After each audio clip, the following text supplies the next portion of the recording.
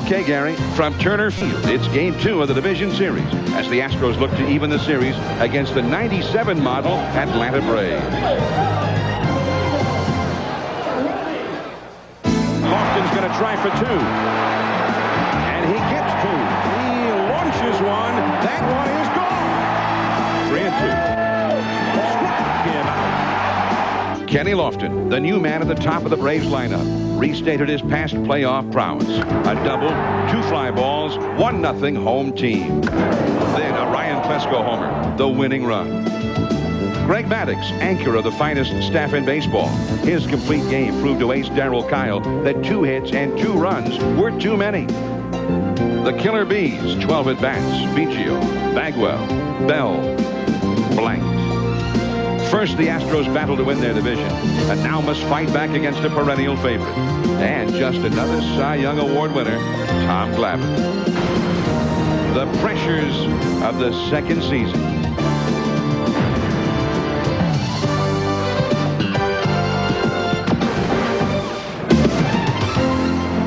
It is another perfect day for baseball in Atlanta from Turner Field, Game 2 of the 1997 National League Division Series, and the Braves are leading the Astros 1-0. Hello, everyone. I'm John Miller. My partner, Joe Morgan, is in Seattle. I'll pick up with him again tomorrow at the Kingdome. And so we went here on the 1st of October to, of course, Mr. October, Reggie Jackson. And Reggie, today, Tom Glavine on the mound for the Astros. The Astros badly, of course, in need of a victory. And you were there many times. Postseason play, big ball game, facing a great pitcher. Oh, anytime you face a great pitcher, John, you've got to be cognizant of the fact that before he gets rolling, before he gets smooth and gets comfortable on the mound, there's always a window of opportunity. When I played with the Yankees, played with Oakland, we always knew that we had to get to that particular guy early before he got comfortable, because once he set sail, you could just about forget about it. Also recognize that you're facing a guy like Glavine, recognize that he keeps the ball down, sinker ball pitcher, keeps the ball away from you. Be patient and try to hit the ball the other way.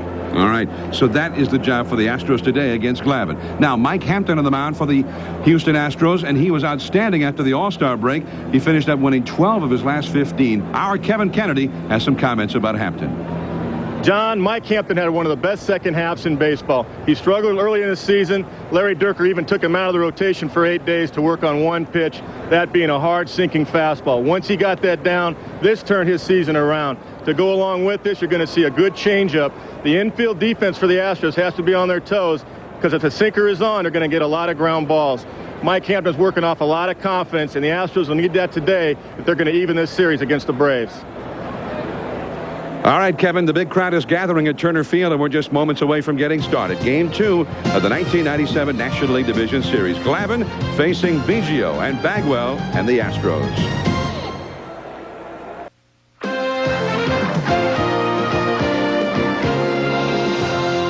ESPN's presentation of the 1997 Division Series is brought to you by Miller Lite, who reminds you that anything can happen at Miller time. And by Timex Ironman Triathlon, with all-day Indiglo. It takes a licking and keeps on ticking.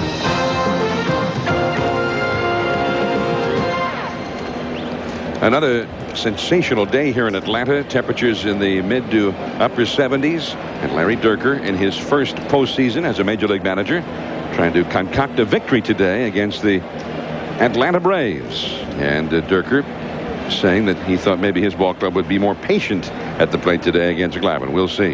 Here's the Astros Pepsi starting lineup as decided by Larry Dierker. Craig Biggio leads it off at second base, then Derek Bell in right field, Jeff Bagwell at first base. Those three were 0 for 12 yesterday against Maddux. They never so much as reached base even on an error. Luis Gonzalez at left field. Richard Hidalgo, the rookie, is in center field. Bill Spires in the lineup against a left-hander.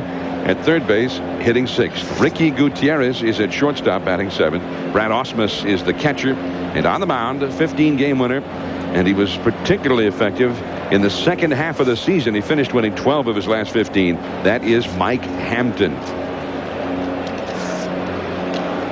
Still awaiting the arrival on the field of the Atlanta Braves, Greg Maddux yesterday. And Reggie, it was interesting. Maddux, who pitched such a beautiful ball game, allowing only the 1 run, 7 hits. He said that he thought he could have been better.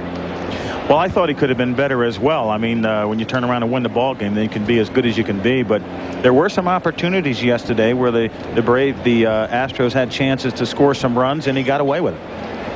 And now today, as Darryl Kyle perhaps lamenting the fact that for the second time this year, he pitched a game against the Braves, allowing only 2 hits.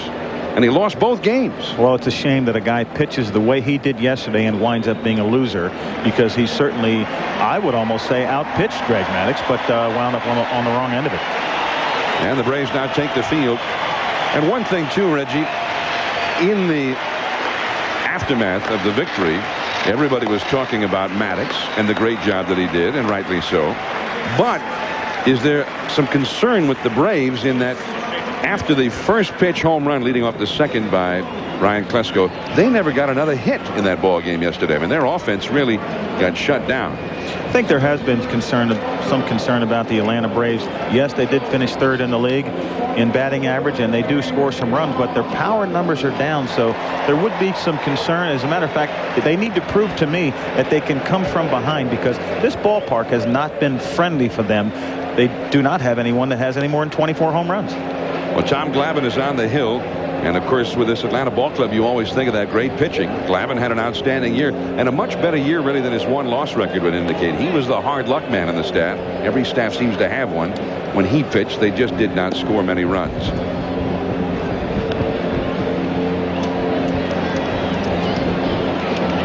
Taking a look at the Atlanta Braves defense, the big change that you see there today, of course, with Javi Lopez behind the plate, a better thrower, better overall offensive player, bringing 23 home runs into the game, so they're a better team today.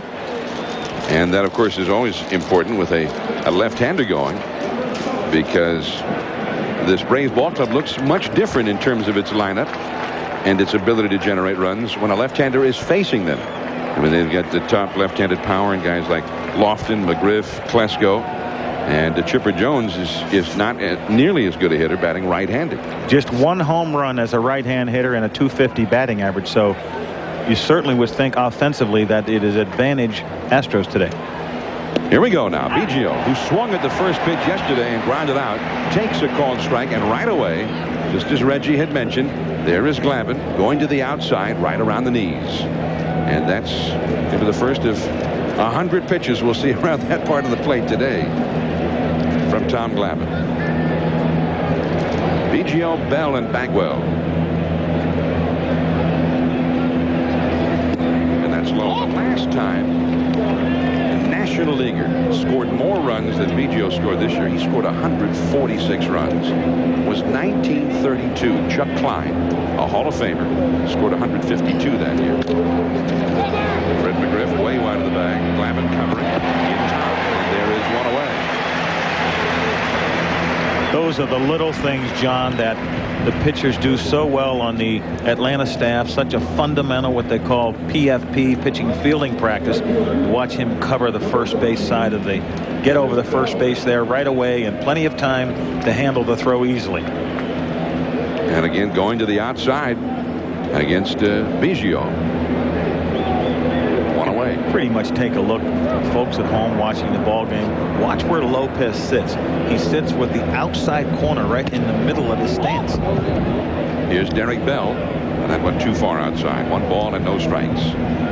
Bell had the 0 for 4 yesterday. All 3 of them did. Biggio, Bell, and Bagwell. These 3 hitters hit 60% of Houston's total home runs for the year. That's a strike on the outside. You can see right away Bell did not look very pleased with that call by Rapuano. Ed Rapuano is the home plate umpire. The Atlanta pitching staff unequivocally has an advantage, the strike zone being wider, although I believe that all National Leaguers have a wider strike zone than they do in the American League. But it's not like it's a surprise. You recognize it and you play the game that way, looking for the ball away because the plate is wider. 1 ball and 2 strikes now to Derek Bell. Larry Dierker expressed the sentiment that he thought the Astros would be a much more patient ball club today against Glavine. To the inside, strike 3 call.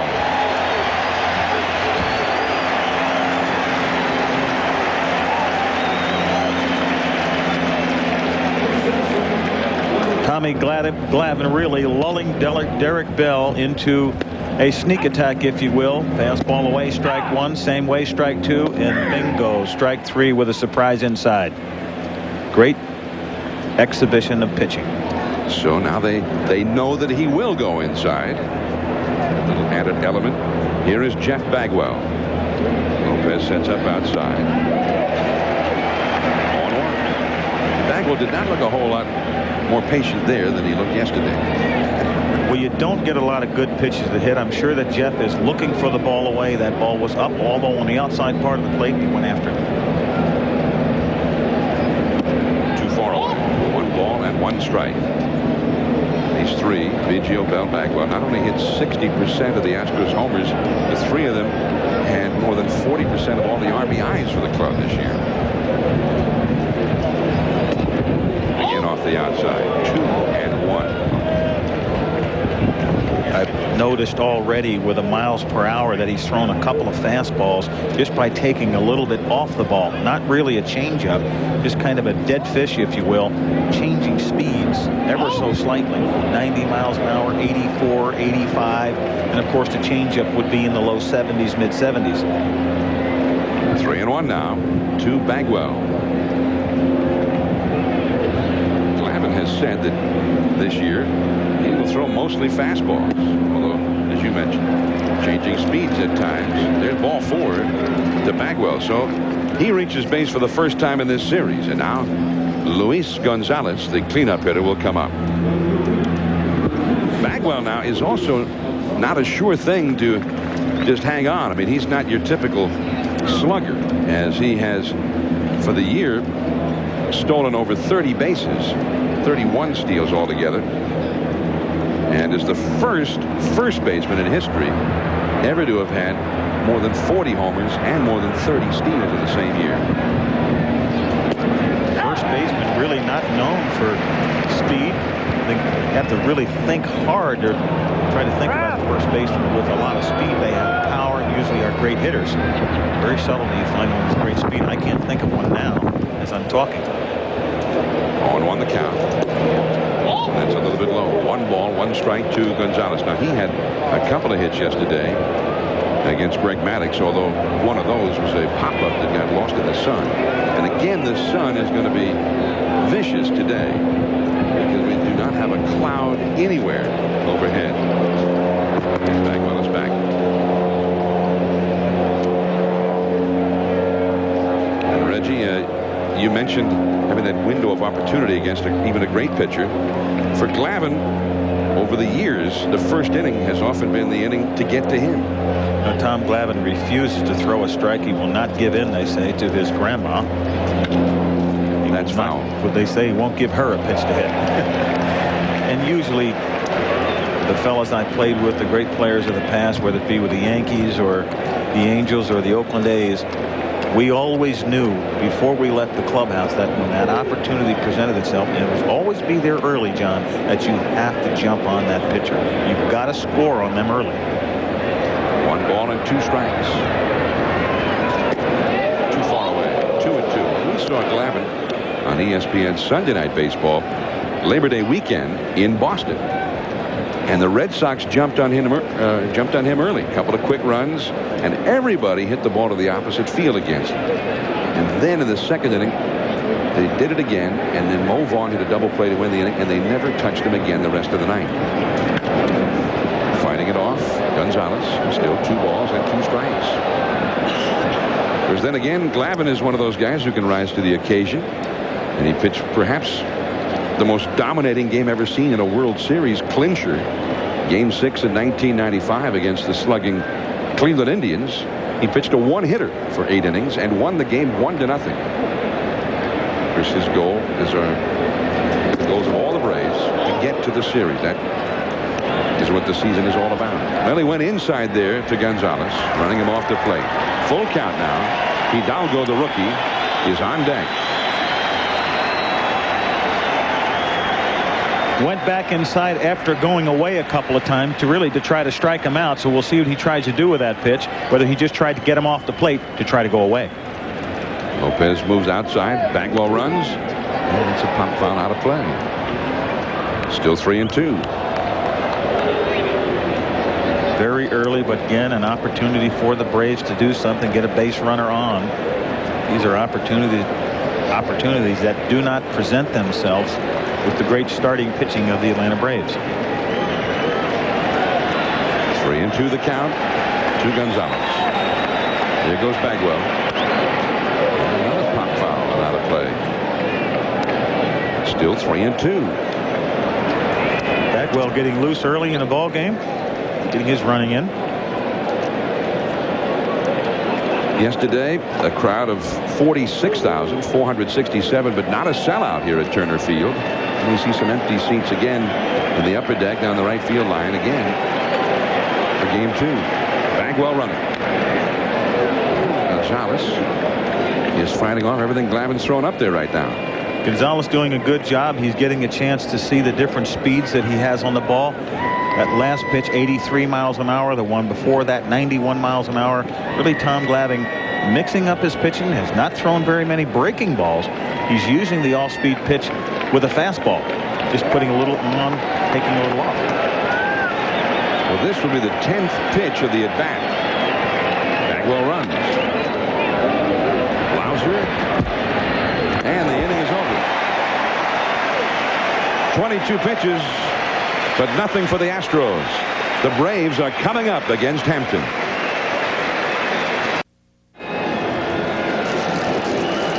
The Astros nothing, and the Braves are coming up. Game 2 of the 1997 National League Division Series between the Astros and Braves. Now the Pepsi starting lineup for the Atlanta Braves. It'll be Lofton in center field, Blauser at short, Chipper Jones at third base, McGriff hits cleanup. Then a change in the lineup. Javi Lopez is in there today after sitting out yesterday, and he has been very strong in the postseason. He was in fact the MVP of the National League Championship Series last year.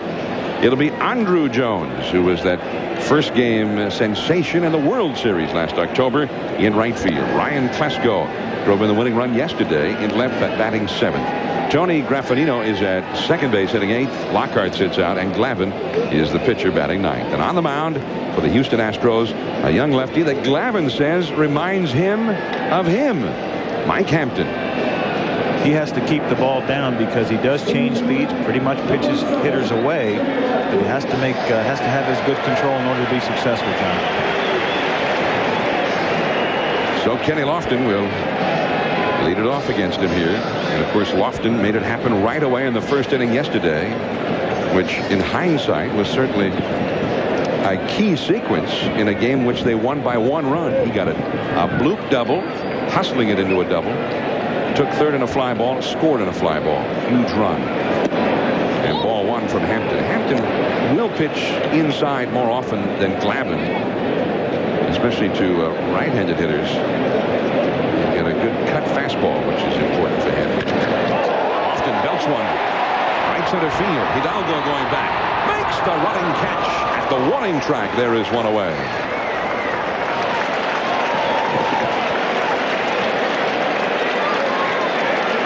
And Hidalgo showed that he can move pretty well on that one.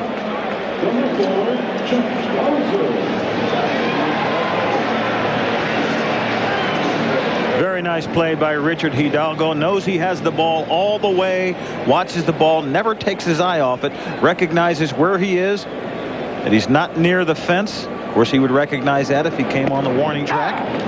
Very fine play by Richard Hidalgo. And there is ball 1 to Jeff Blauser. Hidalgo is a guy that has a chance to be the regular center fielder next year. Blauser, nice pickup by Bagwell. Hampton gets the put out. And so the Astros are flashing the leather here in the first inning. 2 down and nobody on.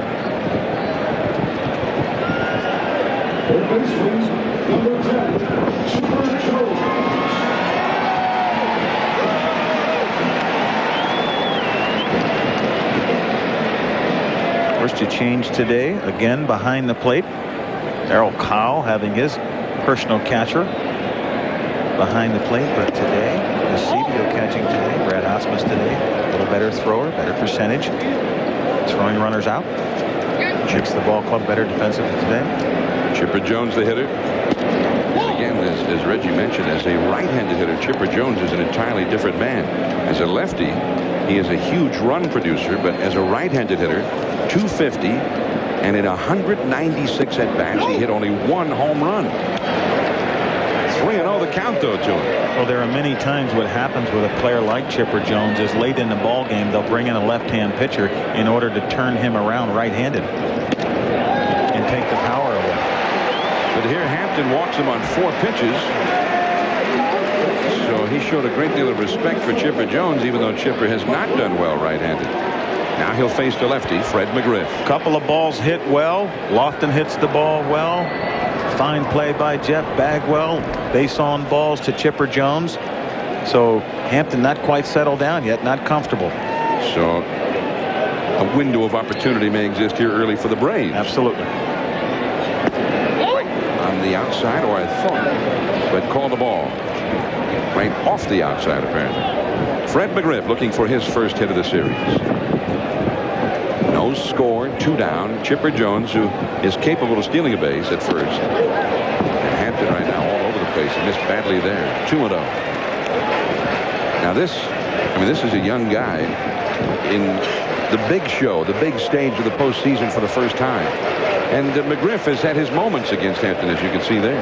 Certainly poised for a moment at this particular time because he's got a 2-0 count, and Hampton has been struggling early. So we'll see if the crime dog gets the ball to smash.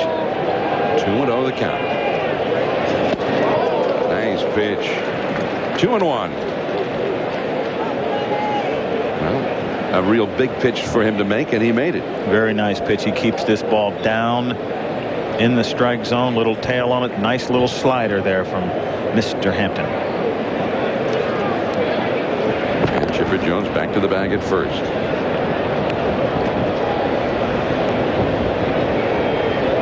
Hampton, ironically, has been tougher against right-handed hitters than he has been against the lefties. Facing the lefty here. 2-1 to McGriff. That one is on the outside corner. A lot of that, excuse me, John, a lot of that comes from right-hand hitters trying to pull the ball because he's throwing the ball away from them and using the pitches, using off-speed pitches quite a bit. Right-hand hitters try to pull the ball, they wind up hitting a bunch of grounders.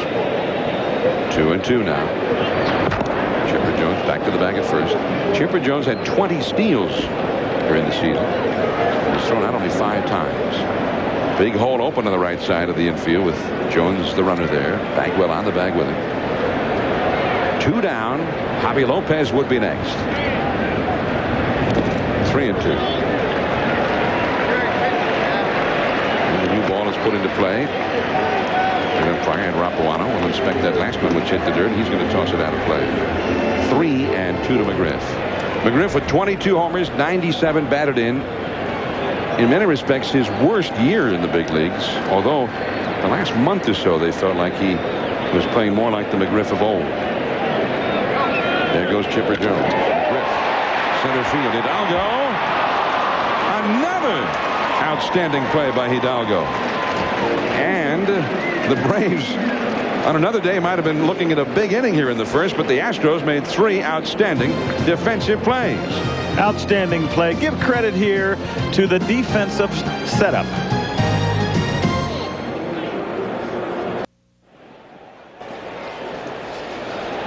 No score after 1 from Turner Field in Atlanta. John Miller with Reggie Jackson, and here we go now. Richard Hidalgo, 21-year-old from Venezuela. He takes ball 1 outside from Glavine. Hidalgo signed on his 16th birthday by the Astros. Now here he is in the postseason, a year in which he spent most of the season in the minor leagues. They didn't bring him up until right at the deadline to freeze the postseason rosters, July the 31st. And now here he is, their starting center fielder in the first 2 games of the division series. His numbers not imposing at AAA, but he hit real well in the big leagues after they brought him up, especially against lefties.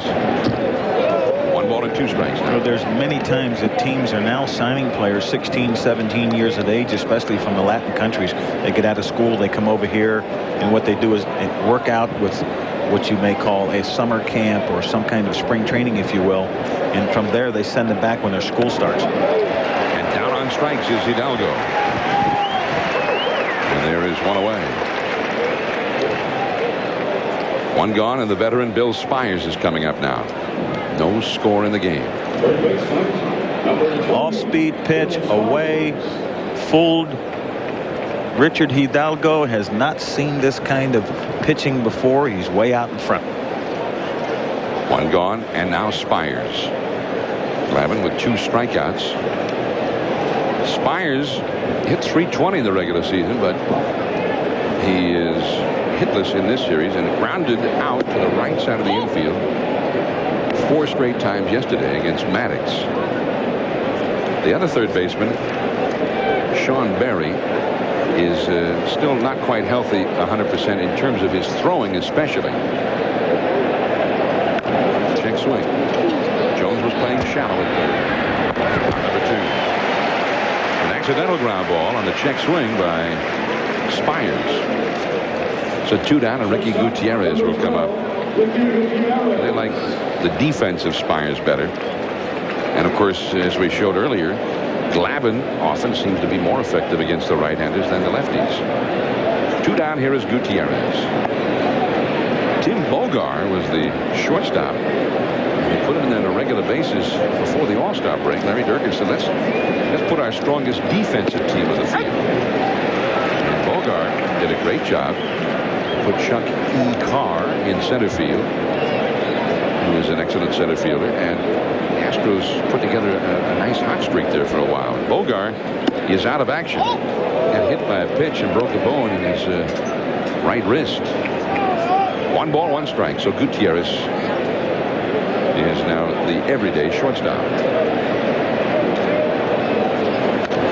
Pitches for 1, back to the screen. 1-2 the count. Manager Larry Dierker very concerned about who he puts in the ball game defensively, because Mike Hampton, as Tom Glavine is a ground ball pitcher, so defense very important. And we certainly saw that in the first inning. Hampton bailed out by his defense. 3 sensational defensive plays. And that outside pitch fouled back into the second deck by Gutierrez. 261 hitter in the regular season. Real windy day here in Atlanta, and a different wind than they normally have seen here at Turner Field. This one blowing in from left field.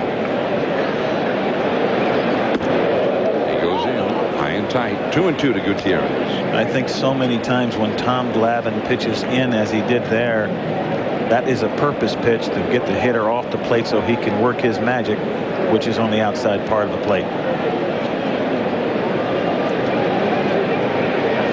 Back to the outside. That one hit into left center field. Klesko will have to play it on the bounce. He overruns the ball. Heading for second, Gutierrez. Lofton's throw. Too late.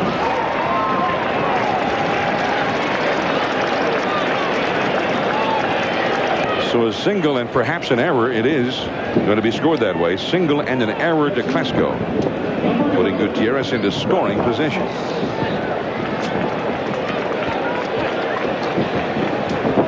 It's a pitch that takes a little bit off this. It is down. He stays on the ball quite well and gets the bat on the ball. I think Klesko may be expecting Kenny Lofton to take that pitch and winds up not really playing it very well. Recognizing that ball not hit very well, it's not going to take a big bounce, so he needs to just corral it and hold a hitter to a single. Well, now you got first base open, and the 8th place hitter up, Ausmus, a right-handed batter, 266 for the season. He is a line drive kind of a hitter, not a power hitter. There's ball 1. And Reggie, they're not going to walk him intentionally here, but certainly you would not figure they'd want to risk him driving in a run here with a pitcher up next, although Glavine owns Brad Ausmus, as you can see right there. I know that shocks you. I use such strong language, Reggie. That's fair. He owns it. Ausmus into right field. Andrew Jones. And just like that, the inning is over. The Astros get a man to second but stranded. No score. Javi Lopez, Andrew Jones, and Ryan Klesko coming up for Atlanta. I'm John Miller with Reggie Jackson, and hey, yesterday we went with Joe Morgan and the speed game. But today I thought we needed a little more power in the booth, so we went to the man with 548 home runs, Reggie Jackson. Great to have you here now. You were great the first couple of innings, but remember, we need you for all 9, so pace yourself a little bit. All right, now, having said that, Tom Glavine dazzling those 3 big guys at the top of the Astros batting order again, and doing just what you expected. John, Tom Glavine gives you a map. He gives you a menu. He tells you what he's going to serve you. He's going to stay away from you all day. He's going to change speeds. Once in a while, he may sneak something inside, but he's going to try to keep you off speed and off balance and try to get you to hit a bunch of ground ball rollers. And Bagwell, he finally went outside so often, and Bagwell got the walk. In order to hit this guy, you got to be patient, and you got to think about hitting the ball the other way. So those were the pitch sequences from Glavine to Biggio, Bell, and Bagwell. They'll be coming up again in the next inning. Meanwhile, here is Atlanta with Javi Lopez against Mike Hampton. 1 ball to no strikes. Here's that sinker, and it's a foul. 1 ball, 1 strike. Javi Lopez, in the division series last year against the Dodgers, in the 10th inning of game 1, he homered in the 10th. In a game they won 2-1. In the league championship series, he was the MVP against the Cardinals. He hit .542 in the league championship series last year. That one is hit high in the air into fairly deep right center, but Bell is there. And that is out number 1. It is 390 feet to the right center field power alley. And Reggie, I just had a thought. I said 548 homers, and I must have been thinking of somebody who didn't have quite the power you did, because you hit 563 home runs. I just thought maybe you were checking on if I knew how many I had. When you get 50, you start to forget. I thought maybe you lost count. Don't worry, I'll remind you. 563. All right, I got it now. Here's who was I thinking? Mike Schmidt. 548. All right. 1 ball to no strikes to Andrew Jones. I'm with Reginald Martinez Jackson, and I was given the numbers of Michael Jack Schmidt. 2-0 now, the count to Andrew Jones. Now this guy's got a chance to be a slugger if he can learn to harness all the great talent which he possesses. Certainly does. Ken Griffey Jr. only hit 18, 19 home runs. Well, there's a ball that is hit high and deep into left center. The wind knocking it down, and waiting for it is Hidalgo, and that is out number 2. You know, I think it's pretty obvious since I've been to this ballpark just for a couple of days now that it's certainly a difference between this ballpark and the old Fulton County Stadium, the launching pad, if you will. This ball hit pretty well by Andrew Jones. Fastball out over the middle of the plate. Take a look at it from the side. Complete full extension. His weight is back. And he tells you that he hit that ball pretty well just by looking at his posture. But when that ball is hit high in this stadium, there's open air in the outfield. And I believe the wind does knock the ball down a little bit. Proof in the pudding when you take a look at the power numbers of the Atlanta Braves. Here's Ryan Klesko now. He homered here yesterday to right field. Check swing, and he went around with it. Rapuanu calls it a swing. 1 ball, 1 strike. 2 down, nobody on in the 2nd inning. Well, the Braves are getting good swings against Hampton. They've hit the ball hard, but have not been able to have a ball fall in yet against him. That's the first ground ball. A nice play by Bagwell. It took a bad hop off the lip of the grass there. Still no score. Hampton coming up in the 3rd.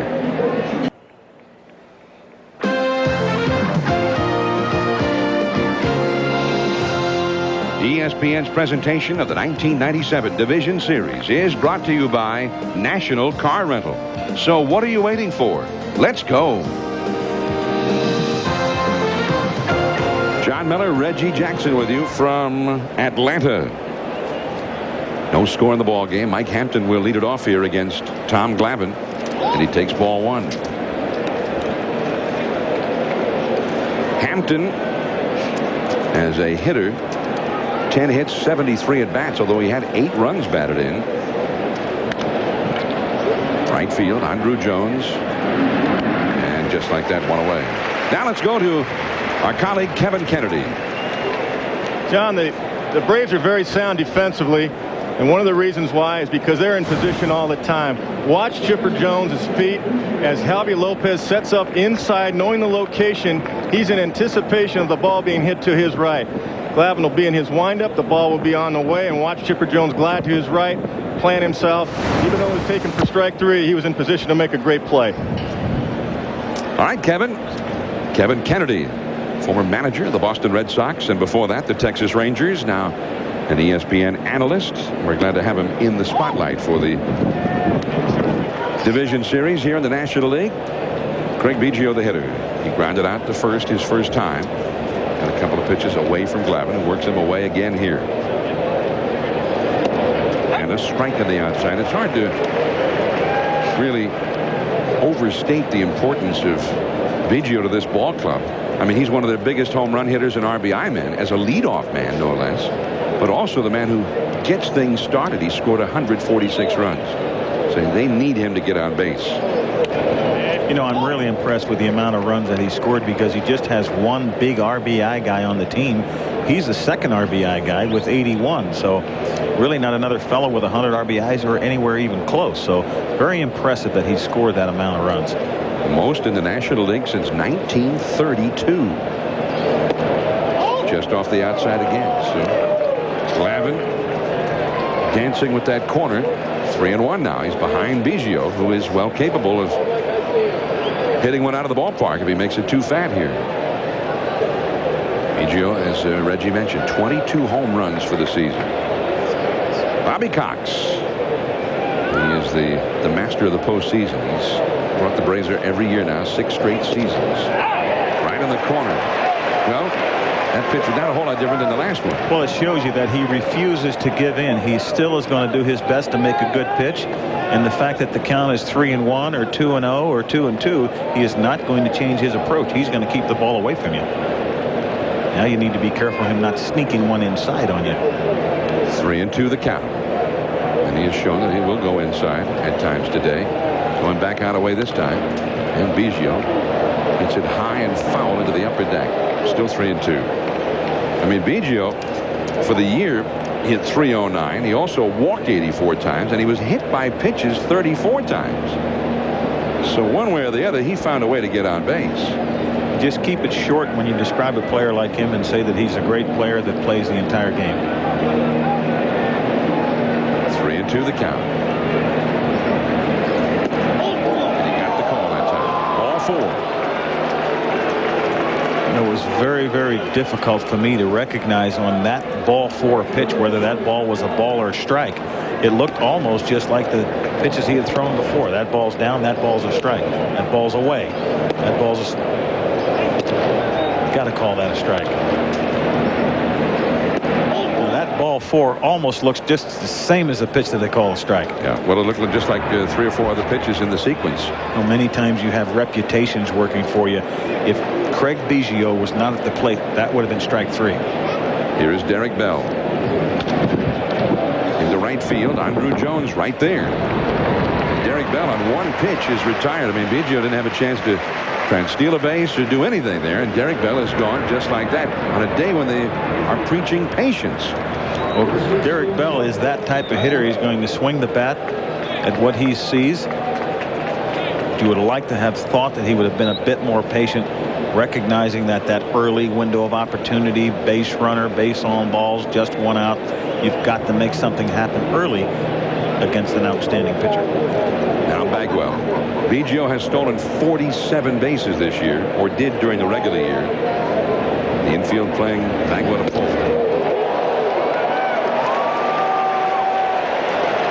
The pressure does mount when the big guy comes to the plate. Jeff Bagwell, they have not been scoring runs.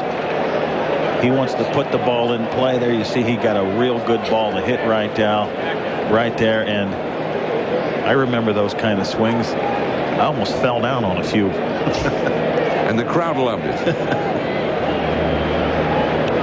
Bagwell has done well at times against Glavine. Just missing outside. And John, they both know it. Tom Glavine knows it as well does Jeff Bagwell. The Astros, who have felt that it was to their advantage that they were not expected to win, that the pressure was not on them. Now that they're here, maybe finding that it's not quite that way on the big stage under the glare of the publicity. Jeff Bagwell allowed us how he couldn't believe that he was being asked so many questions about every detail of every one of his at-bats yesterday. Well, because he's the man. 135 runs batted in, 43 home runs, a 286 batting average. He's the guy now that the pressure falls on, and I'm sure he'll handle it well. Big pitch here, 2-1 the count. It goes to 3-1. We got the left-handed batter on deck, Gonzalez, but a big fall off. Here's Gonzalez from 43 homers to 10 homers. And Glavine is not afraid of the walk. He just walked Biggio. He's at first with 2 down. That was a pitch to hit. Pretty much did give him a ball to hit there. That ball was on the plate, but I refuse to believe that Tom Glavine will give in to Jeff Bagwell. He knows that he hits him well. This pitch does have a lot more of a plate than you would think. It's on the outer half, so it is not a bad pitch by any means. Full count now. Not 3-1, but 3-2 here. Biggio still being held in the bag by McGriff. He runs. And a strikeout. Over anxious. Swung at the pitch high and out of the strike zone. And that first hit remains elusive for Jeff Bagwell. And Glavine with a 93-mile-an-hour fastball, his hardest pitch of the game. No score. Still no score as we go to the last half of the 3rd inning. John Miller and Reggie Jackson here with you. Game 2 of this series. Big ball game for both clubs. For the Astros for much more obvious reasons. They would fall down 2 games to none with a loss. Graffinino, fly ball in the left. You see the wind knocking it down. Coming back in a hurry is Gonzalez to retire Graffinino, and there is 1 away. And the wind right now blowing right in, dead in. Ball not hit that well, but ball gets up above the stands and the wind knocks it right down. Plus that sun is just terrible. And I know, Reggie, yesterday you went out, sat out there in the outfield for a while. Maybe, I don't know if you got a feel for it or not, but Gonzalez and Klesko both said it was just a nightmare. Very tough in left field. I enjoyed watching the ball game from center field. I thought that was the best view. I watched a couple innings in left, a couple innings in center. Well, I think it was innings in right. And your recommendation, we actually put a couple of cameras in center field I love today. it. Tom Glavine, the hitter, and he is a very good hitter. I'd like to do the game from there. Well, we'll see how you go the rest of the game, and maybe we'll arrange that. Well, they might just have me out there by myself. 1-1 to Glavine. And he gets the Braves' first base hit since the 2nd inning yesterday. The Braves had gone 8 hitless innings since Klesko led off the 2nd inning yesterday with a home run. Only the 3rd hit of the 2 games in the series. Tom Glavine, always recognized as a good hitter. Can drive in a run, can put the ball in play. Nice swing, stays on the ball, stays behind the ball. Doesn't collapse, swings right straight through the ball. Winds up with a base hit. Anytime a pitcher hits over 200, considered a good hitter. So Glavine is aboard, and now leadoff man Kenny Lofton. A strike, and it's 0-1. Lofton lined out to right center. Hidalgo made an excellent running catch on the ball on the warning track. Over at third base, Spires is shallow. Lofton, of course, is a threat to drop down a bunt. Too low. 1 ball and 1 strike to Kenny Lofton. Well, I mean, this Atlanta ball club, if they lose today, not only are they a heavy favorite to win and expected to win and go to the World Series, they would have to go to Houston for the final 3 games of this series and would have to win 2 out of 3 in the Astros' home yard, where the Astros have always been very tough. Atlanta plays pretty well on the rug. However, going over there 1-1, the Astros, that's what they've come here to do, and they feel comfortable going back home. Take their chances if they can get the split here. So still a lot of heat on the Braves today to do well. A lot of heat on Tom Glavine. You pointed this out, Reggie. The Braves were shut down yesterday. Only 2 hits in the ball game. But Maddox made it stand up. And this is not that big explosive offense they used to be. So for the pitcher, Glavine, pitching a low-scoring ball game becomes vitally important. Absolutely. They do have to pitch well. And now the Braves have it going. The walk to Glavine. 2 men on with 1 man out. More baseball coming up later on ESPN at 4 Eastern, 1 Pacific. Game 2, the big one, the San Francisco Giants and the Florida Marlins. It will be the 19-game winner, Estes, against the Florida Marlins in that one, Al Leiter. Then at 8 tonight, Game 1 from the Kingdom, and that should be a madhouse on NBC. The Orioles and Mike Messina, the Mariners, and Randy Johnson. 57,000 will be there. And then the whole day will be wrapped up for you. All of the highlights, midnight on Baseball Tonight. Now here is Jeff Blauser, and that is ball 1. And Hampton struggling here. Jeff Blauser, right-handed hitter, and a good one, up in the number 2 spot against a left-handed pitcher. At over 300 for the year. Rounded out his first time. Actually was robbed of a hit by Bagwell. And he drives one deep into left field. This one is back there. It is gone. A home run for Blauser. A 3-run homer. 3-0 Atlanta.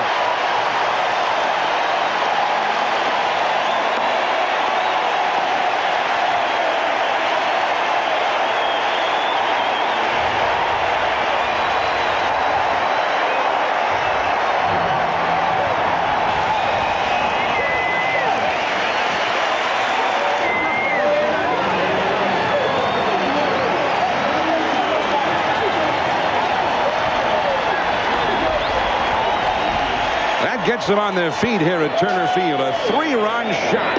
And here is Chipper Jones taking ball 1. Jeff Blauser hit 17 home runs in the regular season. And he hit that one against the wind and just got it into the seats. 1-1 to Chipper Jones. A good pitcher struggle early. You've got to get him early, and that's what the Braves have done. Now they will go back and rely on their pitching.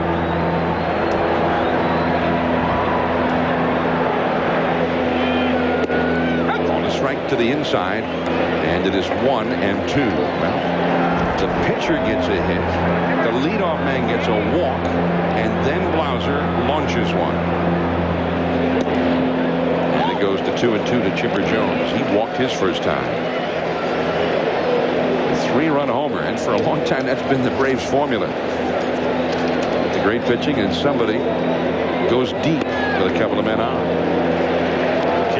Are really not that far from being right up there with the leaders in home runs. Chipper Jones 21, Fred McGriff 23 home runs. Let's go 24. He had 17. And a walk to Chipper Jones. So he has walked twice.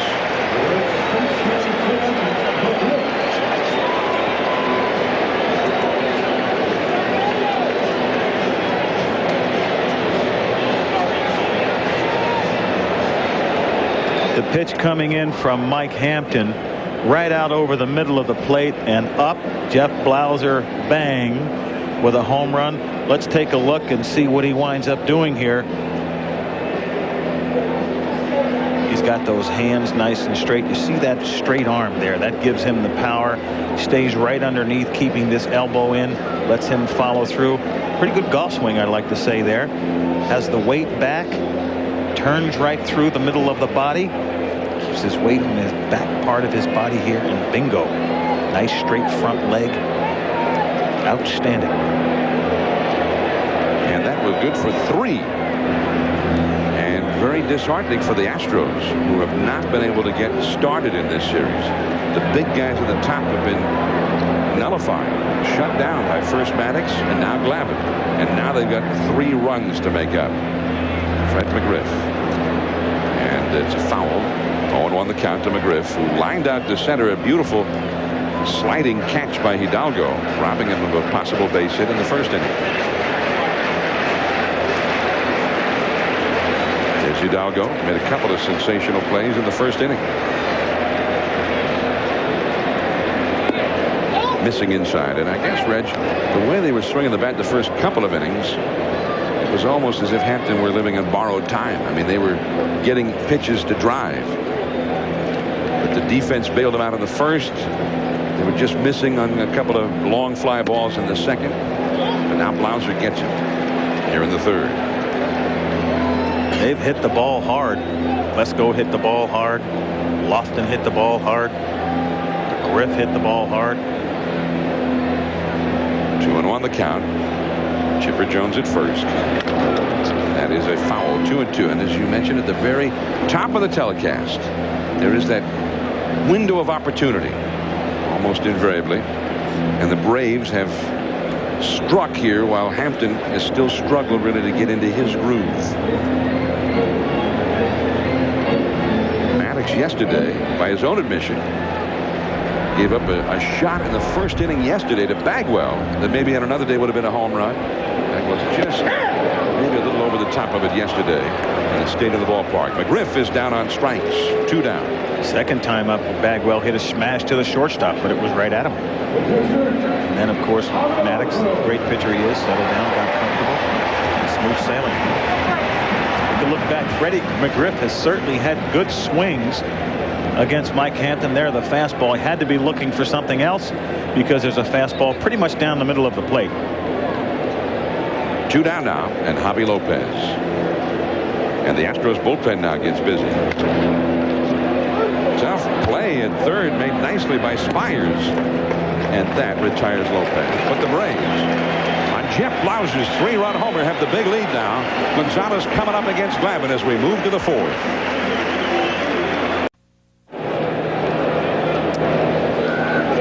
Suddenly, it is 3-0 for the Braves as we go to the top of the 4th inning. The Astros with only 1 hit so far. The second inning single by Ricky Gutierrez, and the 25-year-old lefty Mike Hampton suddenly down by 3. Native of Brooksville, Florida. Jeff Blauser took him deep. First ball swinging. Gonzalez. Broken back, and he is thrown out by Graffinino. Just like that, there is 1 gone. And we've seen a couple of Astros now, the last couple of innings, go up to that first pitch for an easy out. But for the most part, Reggie, most of the lineup has made him throw a lot of pitches. And coming into this inning, Glavine had thrown 52 pitches in 3 innings. That would seem to be a lot of pitches for Tom Glavine. Here is Hidalgo. It's outside for ball 1. Hidalgo struck out his first time. 3-0 for the Braves, and the Astros seem to have a monumental task now. Just off the outside, 2-0. And I guess the question is, Reggie, in the pressure of the postseason, and most of them have never been here before, is there going to be a tendency to try to do a little bit too much because you've got time to get back from a 3-run deficit? It's only the 4th inning. You don't have to do it all at once. The pressure mounts, but the game plan remains the same. You've got to look for the ball away. You've got to hit the ball to right field if you're a right-hand hitter, left field if you're a left-hand hitter, and be patient. Stay on your game plan. And ball 4 to Hidalgo. Craig Biggio rooting him on from the dugout. Biggio finally reached base for the first time in this series in the 3rd inning with a walk. And Hidalgo, Reggie, looked like maybe he made a little adjustment. The young guy from Venezuela struck out on those outside pitches the last time. This time he took them all and got the walk. 3rd walk allowed by Glavine. Now Bill Spires on a check swing. He grounded out to the 3rd baseman his first time. Looking for his first hit of the series. He has hit 5 ground balls to the infield for the series. 2 high, 1 ball and no strikes. Billy Spires did hit .320 during the season, so he is not exactly a pushover with almost 300 at bats. Really resurrected his career in Houston.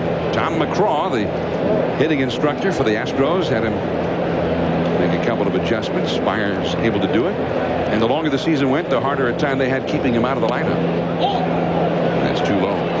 2-0. Glavine suddenly not able to get the ball in the strike zone, and the Astros are being very patient. Many times pitchers come back after a team has scored runs, and it's very difficult for them to hold the opposition from scoring. This is a big inning for pitching coach Leo Mazzone. Misses again. 3-0. Mazzoni, I should say. 7 straight pitches out of the strike zone here. Larry Dierker said he thought that was one of the differences between Maddox and Glavine. He says Maddox just doesn't give you anything. He said Glavine will issue some walks and is not afraid of issuing walks. That's a strike. 3-1.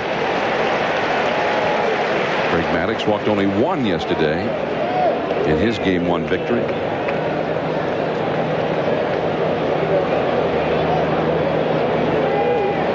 3-1 the count to Spires. Hidalgo at first. McGriff on the bag with it. Strike 2. The throw down to first by Lopez in the dirt, dug out by McGriff.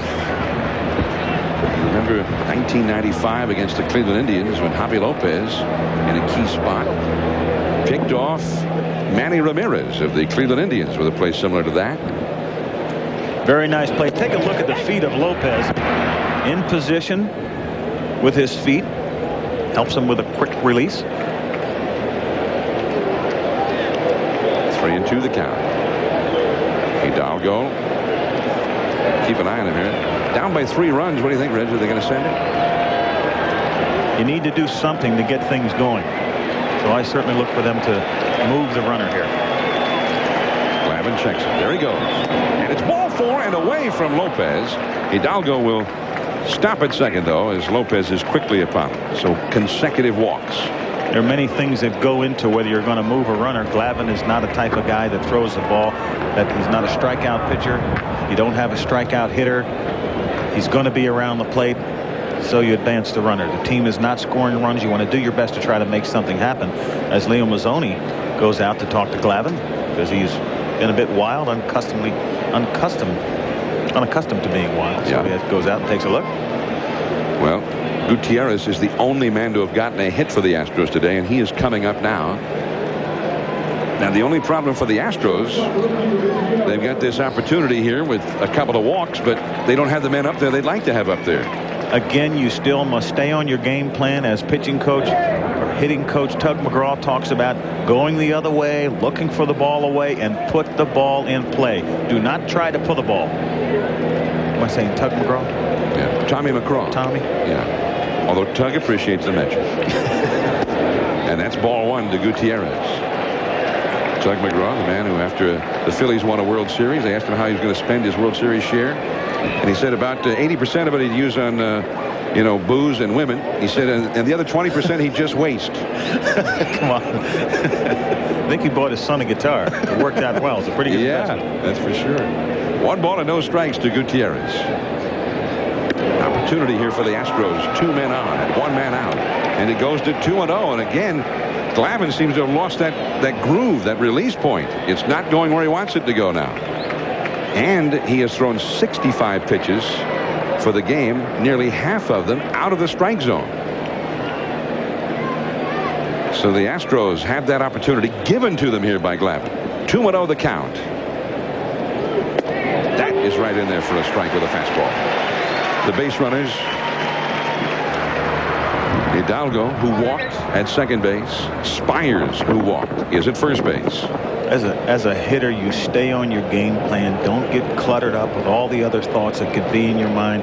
He is going to stay away. He's going to give you a ball to hit, and put the ball in play hard. Make something happen.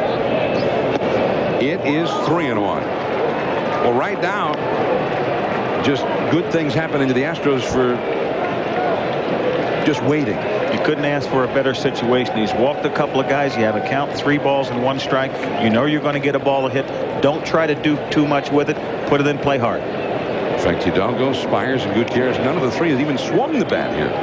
3-1. The right side with the runners going. That will move them up. As Graffinino throws out Gutierrez. Hidalgo to third and Spires to second. Again, almost at your suggestion, Reggie, Larry Dierker trying to make something happen here. Putting the runners in motion, recognizing that Glavine is going to be around the plate. His hitter's going to be able to put the bat on the ball. All these things come into play when a manager is going to make the decision whether he's going to put his runners in motion. Now Ausmus. First base is open. The pitcher is on deck. But Ausmus is only 1 for 22 lifetime against Glavine. He flied out to shallow right his first time today. He chased one there. Now that's hard to fathom. with 3 straight hitters here. Glavine having so many problems with his control, and Ausmus swung at the pitch out of the strike zone. Brad needs to have a smart at bat, needs to recognize who is hitting behind him, as well as the fact that he does not hit Tom Glavine well. So he needs to be very, very patient. This ball is not a strike, and Tom Glavine recognizes he does not have to throw a strike because the pitcher coming up next. This time Ausmus took it. 1 ball, 1 strike. Sure that Brad will not get a pitch on the white of the plate. Everything will be off the plate or a ball. 1 ball, 1 strike. Hidalgo at third, Spires at second. Braves lead 3-0.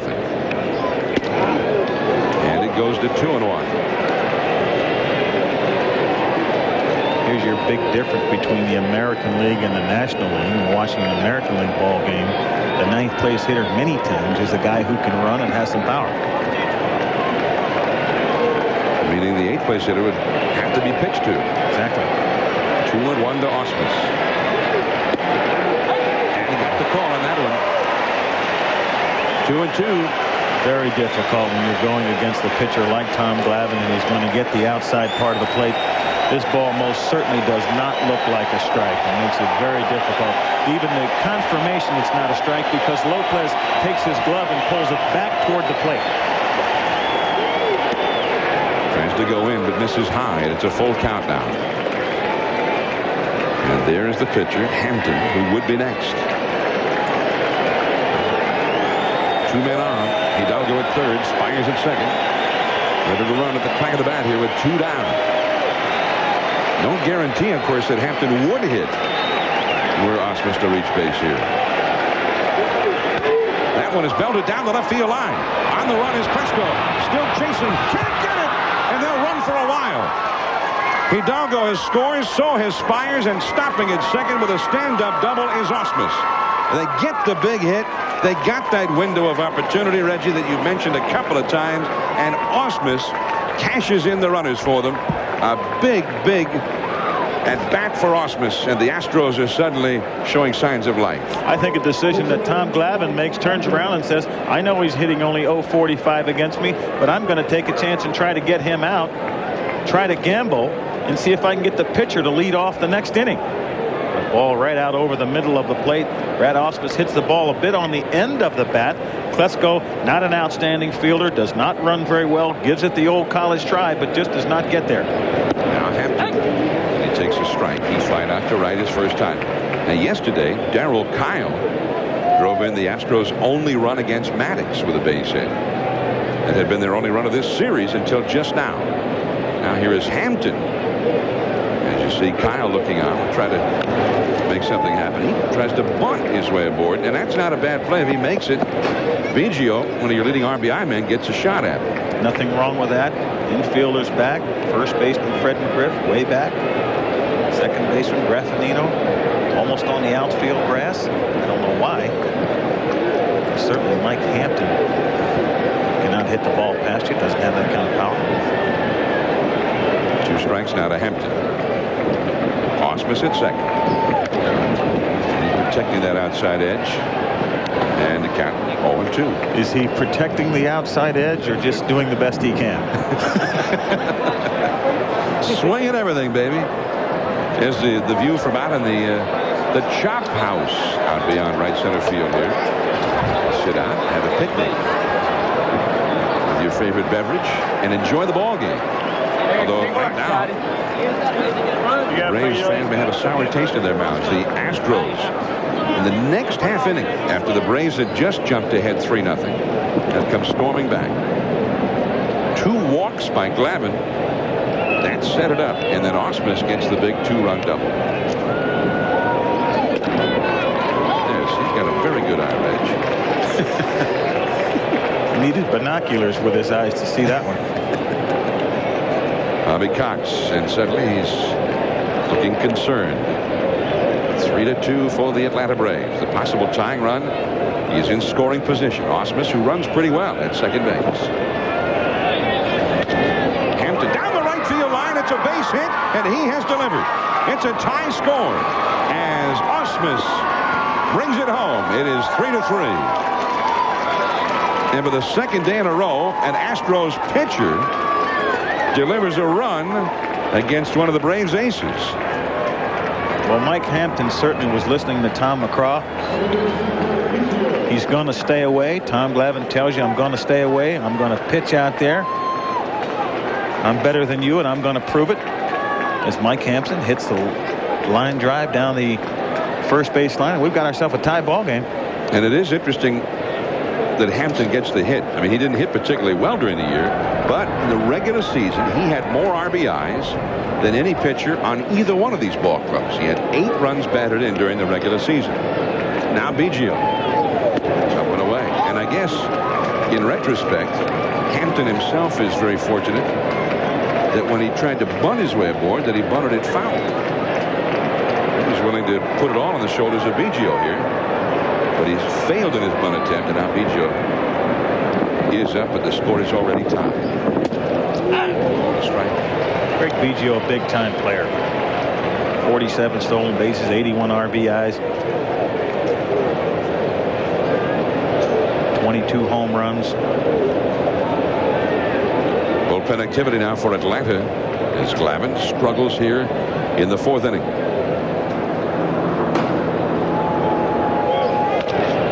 Slowly to short. Blauser's going to have to hurry. Here's the throw.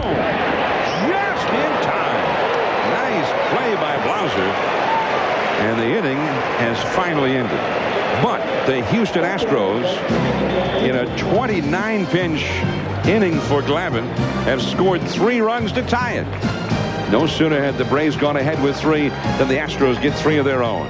Andruw Jones coming up.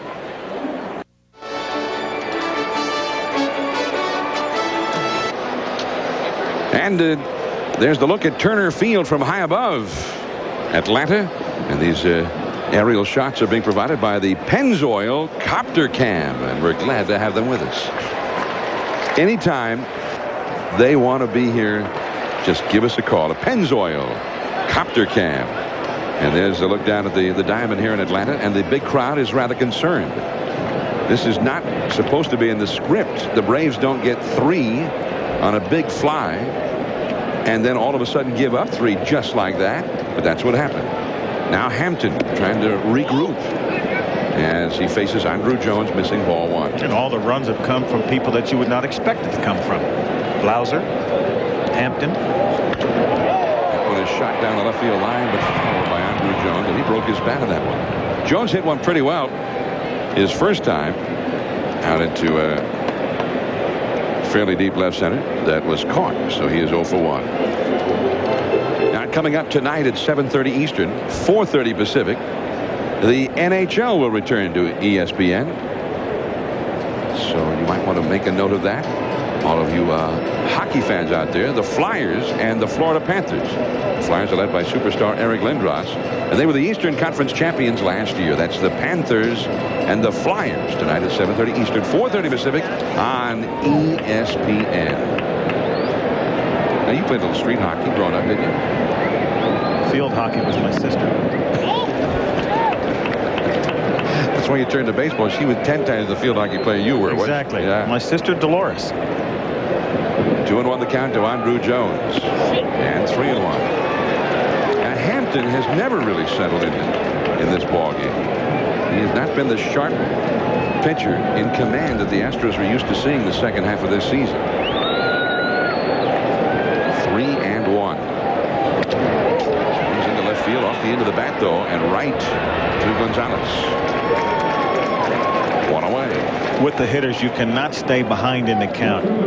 And Mike has been behind in the count many times, so I'm sure that Larry Dierker, the manager, is going to stay on top of him. And if he does not get ahead or find his groove, that manager Larry Dierker, as well as Vern Rule, pitching coach, will make their change, get someone heated up. Here's Klesko. Always takes a big cut. That's a foul. Klesko grounded out to Bagwell his first time. 3-3. And Klesko, who sometimes just sits out against the tough lefties, has never been able to figure out Mike Hampton. Of course, then again, we saw that Brad Ausmus had never figured out Tom Glavine until today. Hit sharply right at Biggio. Plenty of time. 2 men gone. Even though Klesko has not performed well against Mike Hampton, you always have to respect his power. Downtown Atlanta, and there's the pit that was once the launching pad. They demolished the old ballpark in just one day. What are they going to do there? Missile silo. I think they're just going to use it as an expanded parking area for the folks coming here. Tony Graffinino. 2 down, nobody on. Graffinino flying out to left his first time.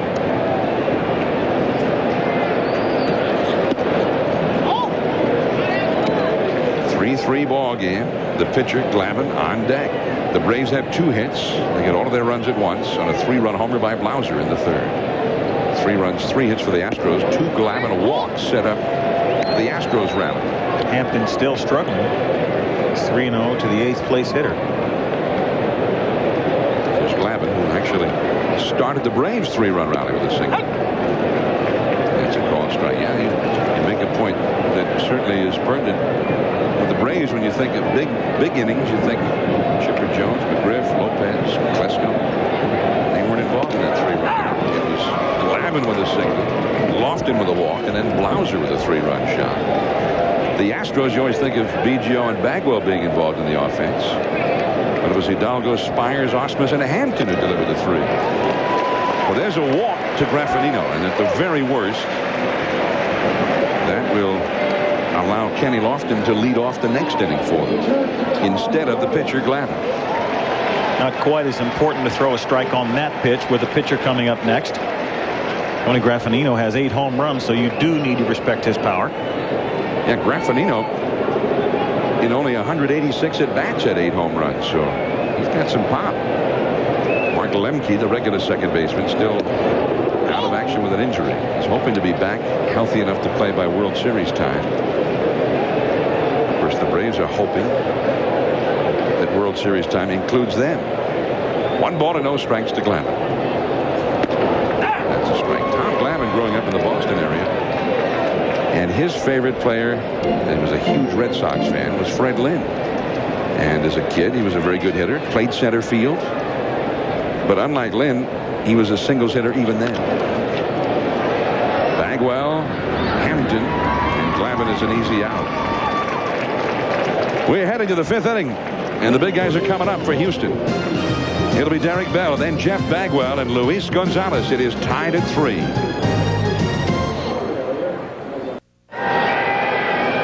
Game 2 of the Astros and Braves in the National League Division Series, 3-3 in the top of the 5th inning. And they call them the Killer Bees in Houston. Biggio, Bell, has Derek Bell to lead it off here, and Jeff Bagwell, well, they have gone collectively 0 for 17 in this series. They have picked up a couple of walks so far today. Bagwell, who is on deck with 1, and Biggio with 1. Meanwhile, the Astros pitchers in this series are 3 for 4 with 2 batted in. Go figure.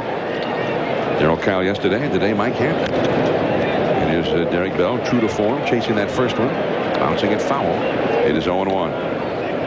When I was getting on the case of Brad Osmus, remember he chased that first pitch out of the strike zone, and then he comes back and gets the big 2-run double. Nothing wrong with going after the first pitch, but you've got to be thinking about hitting the ball the other way. You just have to, because Tom Glavine has made his living, and a pretty good one at that, I'll say, by staying away from hitters. 1 ball and 1 strike. A former hockey player from Massachusetts. Such a good hockey player that in high school, his teammates, and he was a centerman, they called him Gretzky. And I said, did you try to set up your teammates, get a lot of assists? He said, no. They got me the puck, and I put it in the net. Check swing, and did he swing? An appeal made to first base umpire Charlie Rutherford, and denied. 3-1 the count. Tom Glavine does not throw a lot of breaking balls, but he throws many different fastballs. I've noticed them from 79 miles an hour all the way up to 93. Check swing. The check swing is called a strike when the barrel of the bat goes past home plate. Back to Glavine. 1 away. Derek Bell retired. He is 0 for 3 and 0 for 7 in this series. And now Bagwell comes up with a chance to put Houston ahead. Now, Reggie, when you're the man and your team looks to you, and especially on Houston, because Bagwell is it. It's not like he's got, David Justice and Matt Williams hitting behind him. Does the pressure start to mount? I mean, is there a real dilemma of maybe starting to press a little bit if you're Jeff Bagwell? I don't think there's a dilemma, but I certainly do think the pressure mounts. I think it's pretty obvious in the same breath, though, in the same paragraph, to recognize that he's certainly capable of handling it. He has not had a big thumper hitting behind him all year. 43 home runs, 135 RBIs without a lot of protection. This guy will produce because he's proven that he can handle the heat. Huge year, and it was so huge it was above his average season, which has been also huge. He, like Glavine, a native New Englander, grew up a Red Sox fan. Unlike Glavine, started his career in the Red Sox organization. He was a third baseman when the Astros traded for him. They traded Danny Darwin for him. Right? Larry Anderson. Larry Anderson acquired by the Red Sox for a stretch run. Right-handed reliever. Yeah. 1-2 to Bagwell. When Bagwell got to Houston, his first spring training, they put him into a contest at third with the veteran Ken Caminetti. 2-2. Jeff Bagwell's really built well. Strong. He's about 5'11", but he's thick, heavily muscled. You can see where the power comes from. Reminds me a little bit of Caminetti. 2-2 the count. And he struck him out. He took something off, just as did Maddox yesterday. He struck him out twice with changeups. 2 down. You can say it over and over again. The art of pitching, changing speeds. The ball is straight, looks like a fastball, but he takes something off it. That ball in the low 80s or high 70s, the same pitches, that's what it looks like that he's throwing a hitter, but he's changing speeds. I haven't seen a guy with this many different kinds of fastballs, John. Here's Gonzalez, a check swing and a foul. He has grounded a short and grounded a second. 2 down, nobody on. Really not a fastball. You'd call it a straight ball in order to understand it better, because it touches 93 and goes all the way down into the 70s. And there's a Stone Mountain, a famous landmark here in Georgia. There's a bloop into left field, and that is a base hit for Gonzalez. Taking it the other way. That's the quintessential approach being preached by hitting coach Tommy McCraw today. Blooper or a real nice piece of professional hitting. Staying on the ball, trying to think about hitting the ball the other way, the top of the body, staying over the plate. If he tries to pull that ball, it winds up being a roller either back to Glavine or a roller to the second baseman. Nice piece of professional hitting. All right, now do you try to make something happen here with 2 down? You got Hidalgo at the plate, who hit lefties real well this year in the month that he was in the big leagues. Gonzalez, not a big base stealer, had 10 steals. Ball 1. With a fellow like Tom Glavine, you need to be very careful not to do it on the first pitch, because he's going to stay off the plate and see if you'll offer. If you don't offer it something off the plate 8 or 12 inches, he'll come back and make it 4 to 6. You don't offer it that, he comes back and makes it 2 to 3. 1 ball, no strikes. Well, he came in closer that time, and Hidalgo chased it, fouling it into the crowd off to the right. Great execution of the art of pitching. Trying to tempt the hitter, trying to keep them off balance, changing speeds, trying to tempt you, show you something near your eyes that looks good, but it really isn't. Glavine has sort of finessed his way to a very high pitch total. 96 pitches thrown already. We're only in the 5th. That becomes sort of the subplot as number 97 misses too low, because how long is this left-handed ace going to be able to continue in this game? They don't like their starting pitches to go much beyond 100 to 110 pitches. You may see some action now with the movement of the runner. 2 balls and 1 strike. Glavine will be near the plate. And Glavine, sure enough, makes the throw to first base. And he recognizes that. Most of the time, that kind of move towards first base comes from the pitching coach or from the manager. 2-1 the count. Bobby Cox, and the pitching coach on the left is Leo Mazzoni. Always in motion, always kind of rocking back and forth in there. Hidalgo not running. Check swing roller to second. Raffanino Hidalgo. One hit, one left. Halfway through it. The top of the order coming for Atlanta. Lofton, Blauser, and Chipper Jones. It is 3-3. Astros 3, Braves 3. Last of the 5th inning. On a spectacular autumn afternoon, the first day of October in Atlanta. Here is Kenny Lofton now to try and ignite the Braves. That's his job. And he takes a strike on the inside from Hampton. Was that unusual? Only the 7th time to the 19 batters that Hampton has faced whom he has started with a strike. That's a ball, one strike. I mean, he's been living dangerously for most of this afternoon. He certainly has been living on the edge. You get behind the hitter, and it's certainly advantage to the hitter. 3-3 the score. Lofton foul. Now Lofton lined out to deep right center his first time. Hidalgo made an outstanding play on the ball on the warning track. But then in the 3rd, he drew a walk, and the next man, Blauser, hit the 3-run homer for the Braves runs. 3-3 in the 5th. Blauser on deck. Real tough pitch there for strike 3. One down now. Let's go to Kevin Kennedy with the spotlight on Kenny Lofton. Well, there's been a question of Kenny Lofton's health. It looks like he's had some trouble running the bases, and here's why. Watch Lofton's head as he goes down the line. He should be looking at the bag as he hits first base, but he's looking up, hitting the bag with his heel rather than the ball of his foot, causing a loss of balance for a slower turn and possible injury. And Jeff Blauser takes a strike. Well, that's a good point. And Lofton has come under really or has received some criticism here in Atlanta for sometimes his lack of fundamentally sound play, either with base running or in the field. And it looked like they were going to try and re-sign him for the long term when they first traded for him, that big trade with Cleveland, but they're not seemingly thinking that way now. On a 2-strike pitch, Blauser into shallow left. Remember, the sun is terrible and the wind is tough, but Gonzalez makes the play, and perhaps Reggie, a deceptively easy looking play there under the conditions here. Well said, John. Wind blows that ball in and almost brought it back to the shortstop. Certainly not an easy play. You see Gonzalez there trying to shade the eyes. Tough in the sun, the wind blowing the ball in. He got to go a lot further, yelling out, "I got it." The outfielder is in charge as he's coming in because it's an easier play for him. The wind seemed to make it a bit more difficult. He never actually flipped the sunglasses down as he battled that sun out there. You try to stay away from that unless you absolutely have to. If you stay with it long enough, keep your eye on it, sometimes you don't need it. Chipper Jones, the hitter. Now this is something that has to be confounding pitching coach Vern Rolle and manager Larry Dierker. Chipper Jones has 1 home run the whole year against a lefty, and Hampton has walked him twice, and now he's 2-0 this time. 3-0. I mean, he's pitching him as if he's saying, this is the one right-handed hitter in their order I cannot let beat me today.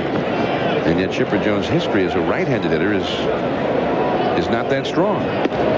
That's a strike. 3-1. Larry Dierker going with this young lefty who, unlike Tom Glavine, is experiencing the harsh glare of the postseason for the first time. He has walked Chipper Jones 3 consecutive times. And really, Mike Hampton has not really caught his groove yet. He has struggled with his control. You take a look at the numbers on Chipper Jones. Not very productive, with almost no power from the right side part of the plate. And yet today he has walked 3 straight times against Hampton. Now McGriff.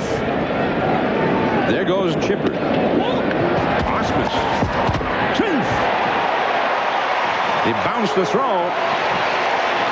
It was close, but Chipper Jones, who had 20 steals in the regular season, gets one here. Didn't look, John, to me as though he got a handle on this ball quick enough.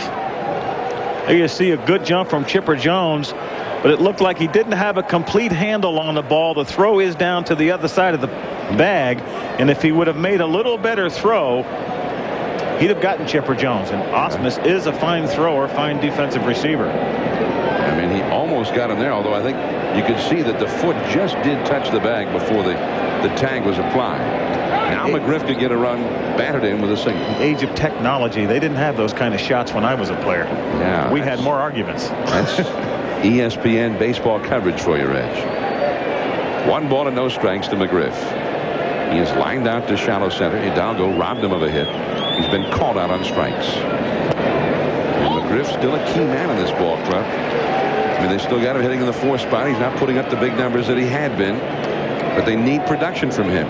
Well, he's comfortable in the 4th spot. Being a cleanup hitter also takes the right kind of psyche, the right kind of mentality. McGriff's done it for a long time, so he stays there. Way ahead of the count here. This has been his spot over the years. Well, Hampton, after walking Chipper Jones, now is 3-0 to McGriff.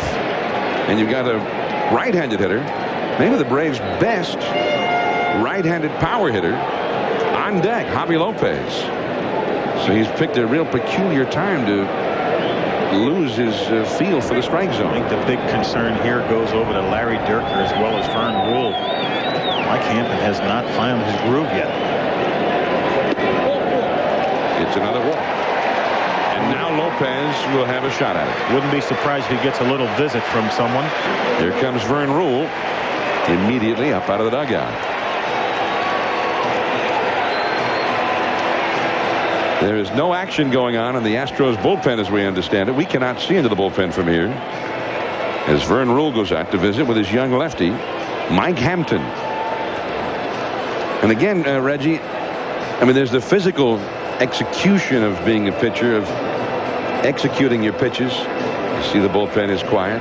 But there's also situational pitching. He's just walked 2 guys who aren't nearly the threat as Javi Lopez is now, and now he's got to face Lopez in a tight spot as a result of the 2 walks. There's a lot of things that come into play. They want to take and pull Mike Hampton through this difficult time. They want to coach him. They want to do their best to manage him, to get him over the top, to be that pressure pitcher that they'd like him to be. So a lot of different things going into the equation here, John. All right, because I'm sure in Houston, as Lopez takes ball 1, Astros fans may be asking, hey, how come there's not a right-hander warming up out there?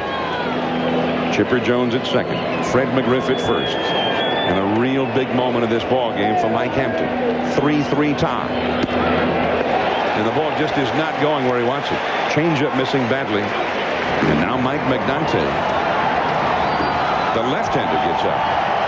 Another right-handed hitter, Andrew Jones, on deck, and the crowd now gets into it here in Atlanta. And largely a quiet crowd. Another big pitch coming up here. 3-0.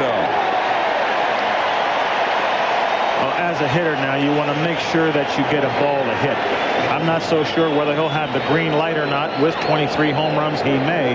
But you've got to be a professional hitter. Get yourself a good ball to hit and not swinging a bad ball. And it's another walk. I mean, it's hard to remember the last time that Hampton was in the strike zone. And Dierker in conversation there as he's in a quandary as to what's happened with Hampton here. 3 men on, all courtesy of Hampton. And I don't think McNante is down there ready enough. He's not warmed up enough, has not had enough time to get ready. Meanwhile, as Andrew Jones stepped in the batter's box, Bobby Dews, the third base coach, came halfway down the line hollering at him and said, hey, look at me, and then flashed a few signals here. Make sure he throws you a strike. He's been wild. Don't help him out now. The crowd on its feet, and a strike on the outside. Tom Glavine, who has struggled with his control today at times. And he'd like to see the Braves take the heat off of him here with a big inning. In the dirt.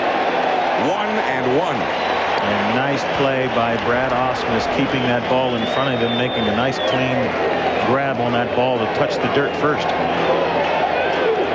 Andrew Jones was hit the ball hard twice today. Once deep into left center and once a liner to left field. 0 for 2. Now he's behind again. This is a huge pitch for him now. He knows he's going to get a ball to hit as a hitter. Andrew Jones 2 balls and 1 strike, bases loaded. Really can't make a pitch here. He's just got to throw a strike. So this is a great time to be a hitter now. And that is the 15th pitch of the last 17 that has been out of the strike zone. The left-handed batting Klesko is on deck. Well, he's absolutely gone as far as he can go. And Dierker may well be having a hard time understanding what's happened to his. I would say this is going to be his last hitter if he walks him. And he has walked him. 4 consecutive 2-out walks, incredibly. And the Braves are back ahead 4-3 as Chipper Jones comes in to score. And now Dierker, in fact, will make the move. This certainly looked like Mike Hampton was rushing himself. Did not look comfortable on the mound. Never really got in sync. You see him struggling, saying, "Come on, Mike." Can't read lips on the other stuff. You tell me what he said. Come on, Mike. Gosh darn it. So Mike Magnante is going to be coming in, and we've got the double switch going here. Dierker's stopping to talk with the plate umpire, Ed Rapuano.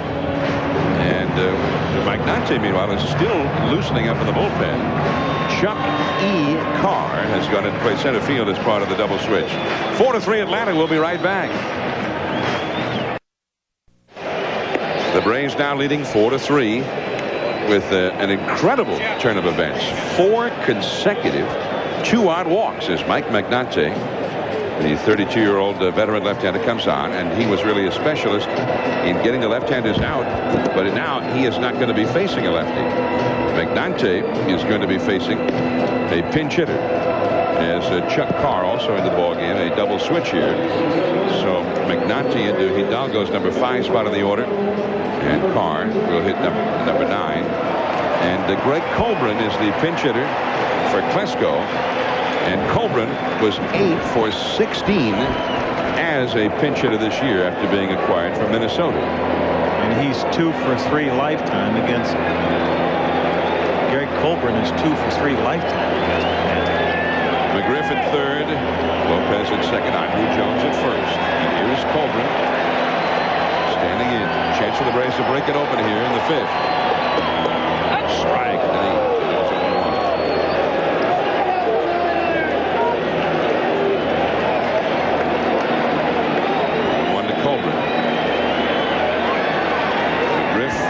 And Andrew Jones, all of whom walked. Andrew Jones getting the RBI and the bases loaded walk.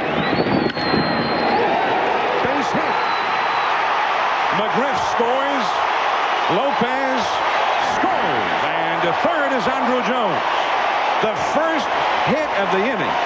And it is a 3-run inning. 6-3 Atlanta.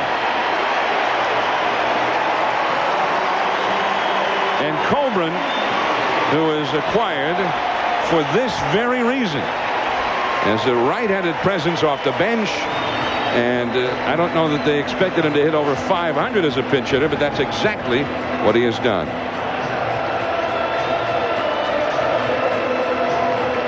Ball right out over the middle of the plate. Colbran does what the Astros should have been trying to do, hitting the ball the other way, staying on the ball. The Braves just have 3 base hits today. They have 8 base on balls, and they've turned it into 4 runs. 6, I should say. Now here is Graffinino. And that's ball 1 on the inside. Greg Colbran, of course, 2 years ago, was the regular first baseman for the Florida Marlins and had 21 homers and 89 RBIs for them playing every day.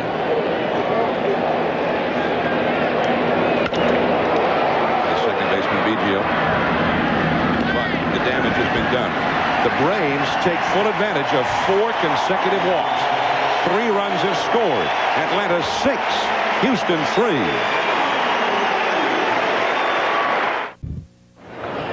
Turner Field in Atlanta hosting its first postseason play. The Braves, a winner yesterday, leading now 6-3 today. Daniel Bautista now has gone into play left field after Colbran pinch hit for the starting left fielder Klesko. And Tom Glavine now with a 3-run lead again with which to work. The team went ahead on a base-loaded walk to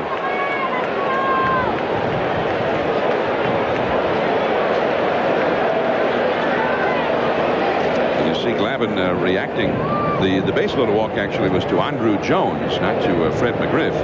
But either way, Glavine is always a very laconic-looking presence in the dugout, as his game face, I guess, as it were, never seems to change. He stays focused, stays on his job that he has to do. Very difficult to come back now after sitting on the bench now for about 30 minutes. Get back in his groove. The last time that Houston scored, he went out and gave up 3 runs. So again, here's a big inning for Tom Glavine. And Glavine was staked to a 3-0 lead in the 3rd, and then he lost his feel for the strike zone, and it cost him dearly. Fouled away by Bill Spires. 0-2 the count. Hidalgo and Spires each walked with 1 out in the 4th inning, and eventually they were both brought in on a 2-run double by Brad Ausmus. But now, I mean, an incredible turn of events. 2 down and nobody on. And Hampton walked 4 consecutive hitters. A foul out of play. And then Colburn, the pinch hitting specialist. I mean, Bobby Cox could not have asked for a better situation in which to bring in Colburn. And Colburn delivered big time with that single to right. And I like the way you pointed out, Reg. His approach was just the approach that the Astros have needed to take all day long against Glavine. Took it the other way. 0-2 the count. Curves it and missed outside. 1-2 to Spires. Gutierrez and Ausmus will follow. Billy Spires doing the job, or at least coming up with the right approach, trying to put the ball in play. You don't see him over swinging or pulling off the ball, fouling the ball off continually. That misses. By the way, Hampton, in his 4 2/3 innings, finished the game with 8 walks allowed, the most he has ever allowed in a game in his career. And the Braves, talking about taking advantage, one of his walks was to Lofton in the 3rd inning. The next man hit a 3-run homer. Blauser. That's Lofton. And there's one away. Pretty obvious that the wind is blowing in. The ball gets up above the stadium and the wind knocks it right down, as you see your outfielders charging hard when they're catching the high fly ball. Go back to Mike Hampton. I think that was a pretty obvious example of him never finding his groove and really being uncomfortable, possibly being affected by his first time in postseason. Well, and I think as you see the flags being blown about by the stiff breeze that has been blowing all the way through today, then you wonder, in terms of Larry Dierker staying with him as long as he did, since he never really did find himself, and then all of a sudden started walking everybody. Gutierrez is very quickly retired. He's 1 for 3. 2 down here in the 6th inning, and now Brad Ausmus will come up from the new Turner Field in Atlanta. Beautiful new ballpark. And the Braves, who have had so much postseason history in the old ballpark, playing here for the first time in October. Now we look for, will Tom Glavine settle down, hit his groove, and now have smooth sailing? Well, he's certainly given a good indication that that's what he intends to do. 2 straight outs. Here's Ausmus. And he gets another base hit. And the guy had never had a hit against Glavine except one time in 22 previous at-bats. Now he's had a 2-run double and a single in 2 consecutive at-bats. So much for the numbers. Now Chuck E. Carr, released by the Milwaukee Brewers, picked up by the Astros. Carr hit .276 for them, although most of the time he was used as a left-handed hitter. He's a switch hitter. He had .219 right-handed. That misses. 1 ball and no strikes. Tom Glavine well over 100 pitches for the game. Carr hitting in the 9th spot of the order. The Astros have had 4 hits in 5 at-bats from their 9th place hitters in this series. I mean, in the same series where Biggio, Bell, and Bagwell have been kept hitless, 0 for 18 for those 3. The pitchers are 3 for 4. And a pinch hitter in the ninth spot yesterday. Abreu got a base hit. Astros, even though they're behind, need to stay with the same game plan they have. Do their best to try to keep looking to hit the ball the other direction. Because the only time Glavine is going to come inside on you is just with the element of surprise. Derek Bell, 0 for 7 in this series. Biggio, 0 for 2 today. Bagwell, 0 for 2 today. It goes to 3-1. Biggio would be next.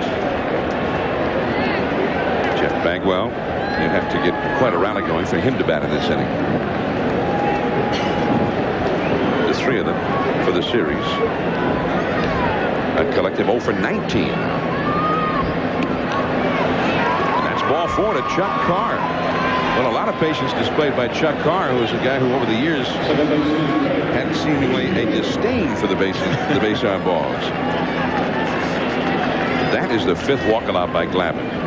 So he's had a real hard time keeping his groove in this ball game too. Or I guess I should say finding his groove would be a better way of saying it, John. Again, an opportunity for the Houston Astros, so they are not out of this thing by any means. The Braves continuing to give the Astros a chance as we take a look at Leo Mazzoni coming out to talk to Tom Glavine. And there's some activity that has started in the Atlanta bullpen at the same time. Chipper Jones and Javi Lopez meet there on the mound. Mike Cather, a right-hander, a rookie, loosening up in the Atlanta bullpen. Now you've got Biggio up here with 2 men on. And he, although he's the leadoff man, is the Astros' 2nd leading home run hitter and 2nd leading RBI man. 22 homers, 81 batted in during the season. And for good measure, Biggio also had 37 doubles and 8 triples. To go with 47 stolen bases. The bullpen of the Atlanta Braves has 3 rookies in it. So I'm sure that they want Glavine and Maddox and Smoltz, Nagel to go as far as they possibly can. Biggio, he got a pitch to hit there, but fouled it back. It is 0-1. You saw Lopez set up on the outside. And Glavine maybe caught a little more of the plate than he wanted to. Let's have a look, Reg. He got right out over the plate, but up. That was a ball to hit. Goes back to something Bagwell told you in the interview before the ball game. You start looking away for everything, and then they get a ball in that's hittable, and you're so much into leaning out for that pitch away that you're not really balanced and ready to hit that pitch when it comes right in there. Can become a bit surprised. Again, you must stay on your game plan of trying to hit the ball the other way. Javier will show you that. Javier Lopez. Outside, outside, outside. The way you hit the ball inside is you just do it on sheer skill or reaction, just natural ability. You do not look for the ball inside. You will look for the ball from Tom Glavine, middle of the way, middle away. Well, now it is 2-1 to Biggio, and Glavine has thrown 115 pitches. In the bullpen, Cather, as seen from the Pennzoil copter cam, high above Turner Field. At second, Carr at first, 2 down. It goes to 3-1. Derek Bell is on deck, and Glavine received the throwback with a rather angry-looking snap of the glove. Angry at himself. He's not sharp. It's certainly a pitcher of decision. Again, an opportunity for the Astros to take advantage of. You've got the right man at the plate, so the Astros certainly are playing their hand properly here and in position. Osmus and Carr ready to run. 2 down.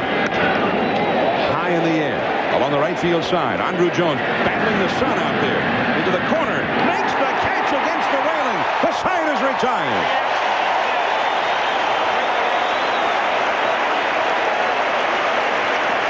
So Biggio now 0 for 7 in the series.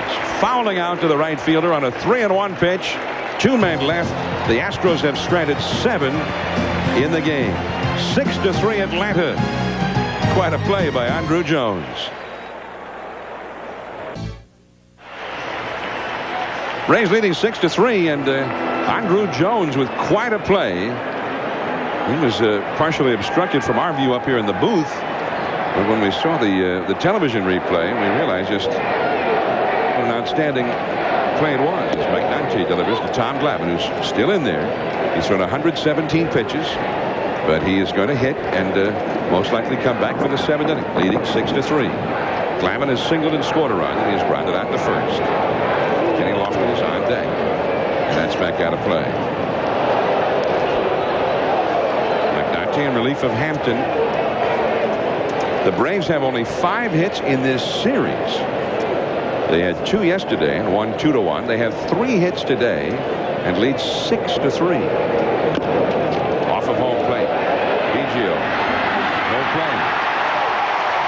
And he wouldn't have had a play even had he fielded it cleanly. No, he would not have.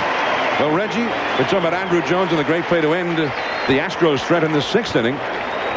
I think this is a huge play. Andrew Jones stays with the ball, checks where the fence is, goes over, and the wind brings that ball back to him, so he's able to make the catch. But that's a huge play. Craig Biggio with the plate, a couple of men on base, just a 3-run lead. Glavine had struggled a bit during the inning, but he gets out of that inning with a fine defensive play from Andrew Jones. And a rare display of emotion there, although a subdued display of emotion by Glavine, and of course the frustration of Craig Biggio. Yeah. Maybe in another day that ball would have just dropped into the seats and he'd have a shot on a 3-2 pitch. And that's not the way it's gone for Biggio or Bagwell or Bell or the Astros' big sluggers in this series so far. Well, those players, the killer bees, know no matter who they are, that the weight falls on them. They haven't performed, and they get frustrated. As you say, take a look at their faces, and you can see it. And Manny is the big hitter. As you saw, Lofton bunting one foul. It is 0-2 to Lofton with Glavine at first base after the infield hit. Bagwell on the bag with it. Bagwell will be coming up second the next inning. Bell will be leading off in the next inning. 6-3 for Atlanta. Manny's the great player has been stymied by this Atlanta pitching staff. I mean, Barry Bonds. Remember those 3 playoff series back in the early 90s when the Braves first made the postseason, when they first got good. And then it was Glavine, Avery, Smoltz, guys like that, Leibrandt, and Barry Bonds was shut down. As great a player as is Bonds. That's a ball way inside. That whole Cleveland slugging lineup in 1995, one of the best hitting teams in years, and they were shut down. This goes to show you, John, how important pitching is to the game of baseball. Obviously, I was an offensive player, and that's how I approached the game of baseball. But I also recognize all the great players, great teams I played on. The reason that I was in postseason so much is because I was always on great pitching. Great pitching gives the opportunity for an offensive player to be successful one time a game and be a hero. Yeah, if you hit a home run and you're down 8-2, doesn't sound so big. Exactly. But if it's 2-2, it's big. 2-2 to Lofton. Glavine at first, nobody out. Blauser on deck. Just on the outside corner. Strike 3.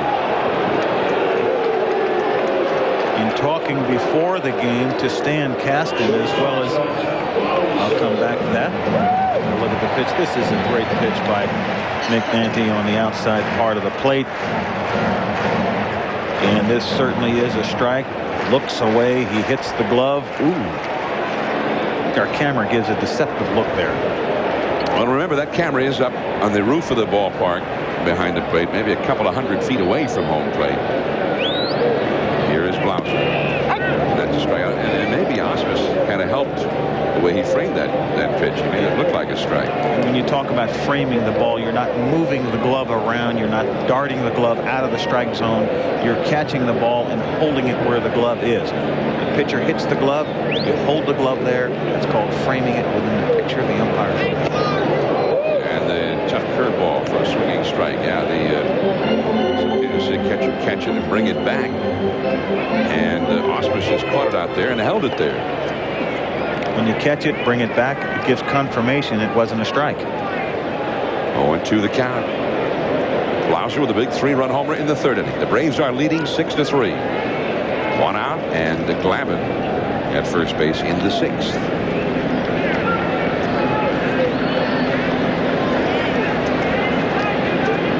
Again, Bobby Cox showing us the confidence he has in the pitching of Tom Glavine. Tom Glavine has not been exceptionally dominant today. That's foul, and the bat flying out of the hand of Blauser. But Bobby Cox wants him in the ballgame because of his comfort level and the way that he's showing the rest of the ball club, the expression he has on the face, the way he handles himself, lets the rest of the players be a bit more confident. And I'm wondering also, Reg, I mean, the question for Atlanta, the question mark, has been the bullpen, particularly the middle relief. Bobby Cox, conversely, not showing a whole lot of faith in their abilities as he stays long with Glavine, who's already thrown 117 pitches. A change-up for the strikeout, and Blauser is gone. I think you have a chance, John, to see some of the younger players, especially if they win the ball game today, where Bobby Cox will give them an opportunity to get their feet wet in the playoffs if they leave here 2-0 today. Braves are having to do without the veteran Mike Bilecki, who did so well for them last year and was their key setup man this year. But he's had the rotator cuff problems and is out for the year. Chipper Jones. Amazingly, Chipper Jones, we've repeated this numerous times, who has not had any kind of thunder at all as a right-handed hitter. And yet Hampton walked him 3 straight times. That's one of the advantages that Hampton was supposed to have against the Braves. Chipper Jones, not a big RBI man, batting right-handed. But he signals the right field here. Glavine will stop at second. Again, going the other way. Being a professional hitter. Taking what they give you. Fastball on the outside part of the plate. Chipper Jones hits a ground ball there. Looking away, going away, getting the job done. Chipper Jones, when he's batting left-handed, is an entirely different kind of a hitter. I mean, he looks to pull the ball and to hit it with power, but not right-handed. Well, here's a guy who looks to hit it with power, Fred McGriff. Base hit, left center field. That will get Glavine home. Chipper Jones to third. McGriff has delivered his first hit of the series. 7-3 Atlanta. And that particular bit of strategy really did not work out well for Larry Dierker. One of the reasons that he did the double switch with Chucky Carr and center fielder Richard Hidalgo is in order to get him to keep Chipper Jones on the left-hand side of the plate, on the right-hand side of the plate, also to get Fred McGriff to hit left-handed. It did not work. Fastball up to McGriff, out over the plate, bang. Does the job he's supposed to do. Line drive left center. And that was one of only 5 hits McDonty has allowed to lefties all year, 2 in this inning.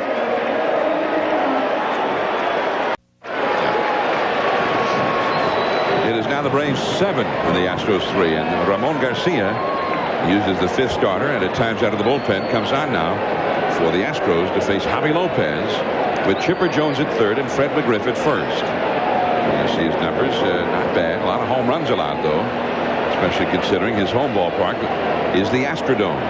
And Lopez is a guy who can hit a home run. Fouled straight back. 2 men on, including Chipper Jones, who singled to right at third base, and Fred McGriff, who got the RBI single to left at first base. Tom Glavine, by the way, started this rally with an infield single. He also started a 3-run third inning rally with a single. He is 2 for 3 with 2 runs scored today. 1 ball and 1 strike. 7-3 for Atlanta.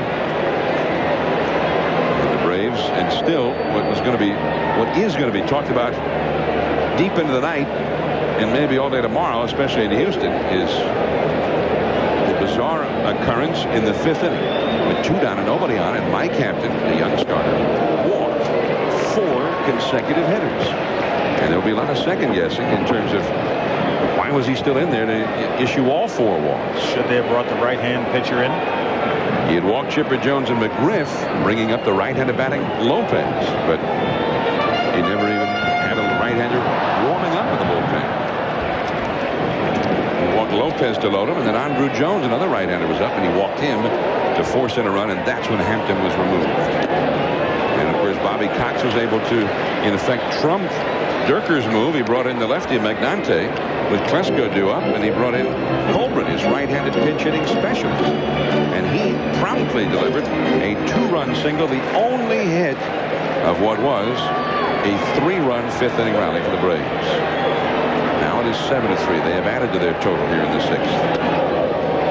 And it's 3-2 to Javi Lopez. 0 for 2 with a walk in this game. At any rate, this will be talked about because of the way it turned out. And Hampton then found himself, retired Lopez or whatever after a couple of walks. There would be nothing to talk about. The Braves really have not done very much offensively. They wound up, they've got 8 base on balls today. 8 walks, all thrown by Hampton. They had just the 2 hits until Colburn got the 3rd hit of the ball game for the Atlanta Braves. And there's another walk, the 9th walk of the day. This one goes to Lopez, and the bases are loaded for Andrew Jones, the rookie out of Curacao. He speaks 4 languages: English, Spanish, Dutch, and the local dialect, Papamiento. Andrew Jones, who also speaks baseball. Bases loaded, Chipper Jones, Fred McGriff, and Javi Lopez. That's it first, and then just walk. Andrew Jones, for the 2nd inning in a row, comes to bat with the bases loaded. He walked to force in the go-ahead run in the 5th. Watching Ramon Garcia, he does give you a ball to swing at, to work with. Just missing ball 1. Slider to the inside. Does not have an overpowering fastball. Javi Lopez had a couple of good swings at it. Tom Glavine, the beneficiary of all of this offense. If they really busted open here, he may not come back to pitch the 7th. Check swing. And Jones has great speed. Here's the throw. Off the glove of Bagwell. Jones has scored, and so has McGriff. 9-3 Astros trailing the Braves. The Braves have started to bust it wide open. Spires with the high throw, and Bagwell trying to stay on the bag for it, and it popped off the edge of his glove. Playing against the Atlanta Braves, 9 base on balls, throwing the ball away. You just can't compete if you do that kind of thing against a team that has the kind of experience in postseason play that the Atlanta Braves do. Ball just up over top of his glove, and really the ball looked like it should have been caught by Jeff Bagwell. He just did not come up. You know, if he'd come off the bag, 1 run would have scored, because I don't think he would have been able to get back in time to get Andrew Jones, but and it's going to be scored an error all the way on Bagwell. 2 runs in, it is 9-3. And counting. Bautista for the single. Lopez has scored. Andrew Jones has scored, and Bautista is out at 2nd easily. But the Braves have busted it wide open. A 5-run 6th-inning rally. 11-3 Atlanta, and we'll see if Glavine is coming back out. Stay with us.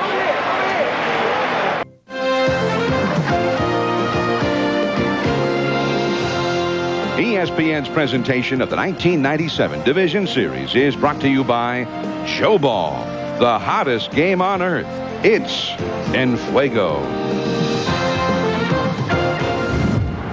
Don't forget, this is just the beginning of another doubleheader day. We can only hope for as exciting a game in Game 2 as we had in Miami yesterday when Edgar Renteria won it off Roberto Hernandez. It's Estes against Leiter, but now back to John and Reggie. All right, Gary. Estes, 19-5. The Giants all year long were winning ball games when they had to, and now they definitely have a must-win situation today in Florida. So we'll see there as Mike Cather comes on. We were here for a Sunday night baseball telecast the Sunday after the All-Star break, and that's when Cather and 2 other rookies first arrived. The Braves changed half of their bullpen in one day.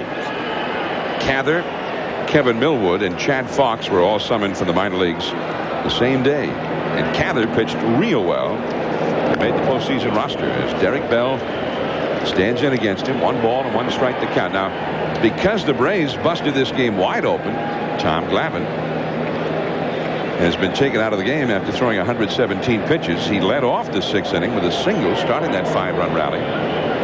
But it was clear Bobby Cox intended to keep him in there if the game stayed relatively close.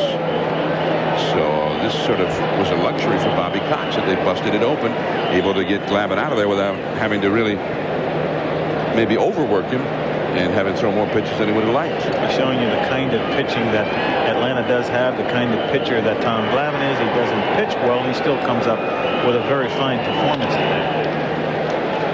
The Braves scoring a bunch of runs, which allows them to get the young people into the playoffs and postseason at a time when it's not that important. Graffinino has thrown out Bell, and there is 1 away.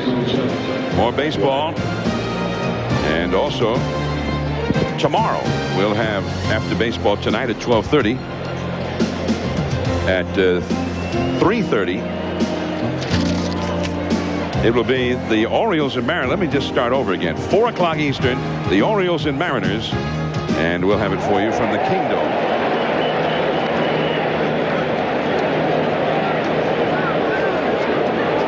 0-1 to Bagwell.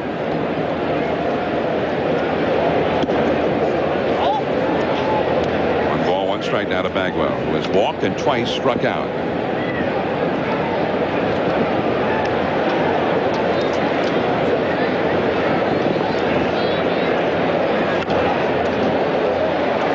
Bagwell has walked, twice struck out in the series. He is now 0 for 6 with 4 strikeouts. We're back to 1983. Mike Schmidt, after having a huge year for the Phillies, went into the World Series against the Baltimore Orioles, who also had a strong staff. And he went 1 for 20. And down on strikes for the 3rd consecutive time is Bagwell. Jeff fooled on this pitch. Just a little frisbee, if you will, a little sidearm slider, change speeds. Bagwell out in front. And looks bad right there. I'm sure Jeff will be looking forward to getting back home and getting a bit more comfortable. It's home cooking. Game 3 of this series scheduled for 3 o'clock Houston time on Friday at the Astrodome. 4 o'clock Eastern, 1 o'clock Pacific. Shane Reynolds would go for the Astros, or will go in that ball game against John Smoltz. Chipper Jones. Gonzalez retired. It's a 3-up and 3-down inning for Cather. 11-3 Atlanta.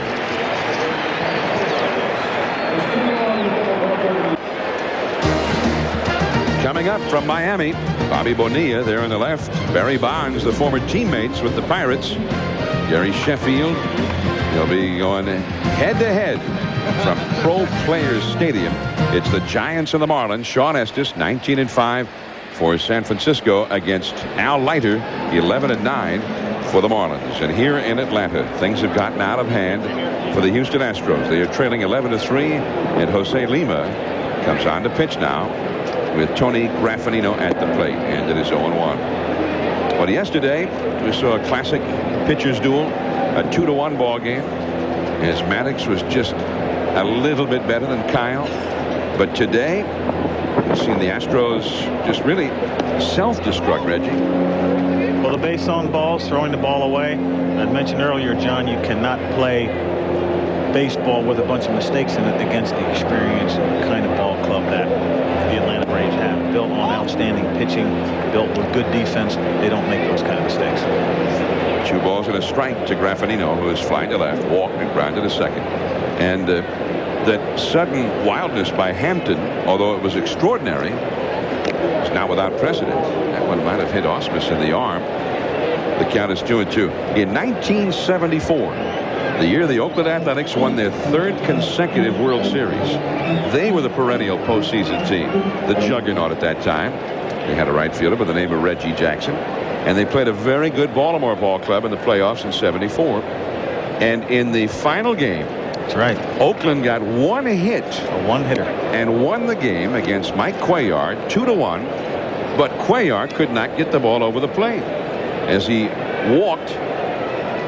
I want to say 11. I believe there were 11 base on balls in that game. Is that correct? Well, it's up around that total. I know at least 8 or 9 by Cuellar himself, but 1 with the bases loaded, driving the first run that Oakland got in that game. Right. There's the walk to Graffinino. And that'll bring up Tom Glavine. And they went on to win the game 2-1. Sal Bando driving in, or being driven in by Reggie Jackson, who hit one off the left field wall for the only hit that Oakland got. I was just a young kid broadcaster at that time, Reggie, for the Oakland Athletics. I remember joking with you after the game saying, hey, I knew if you guys got a hit, you'd win today. Well, it just goes to show you what base on balls will do to you, John. They will absolutely kill you. I mean, Cuellar, a great pitcher, a Cy Young Award winner, just couldn't get the ball over the plate that day. Mike Cather is the hitter.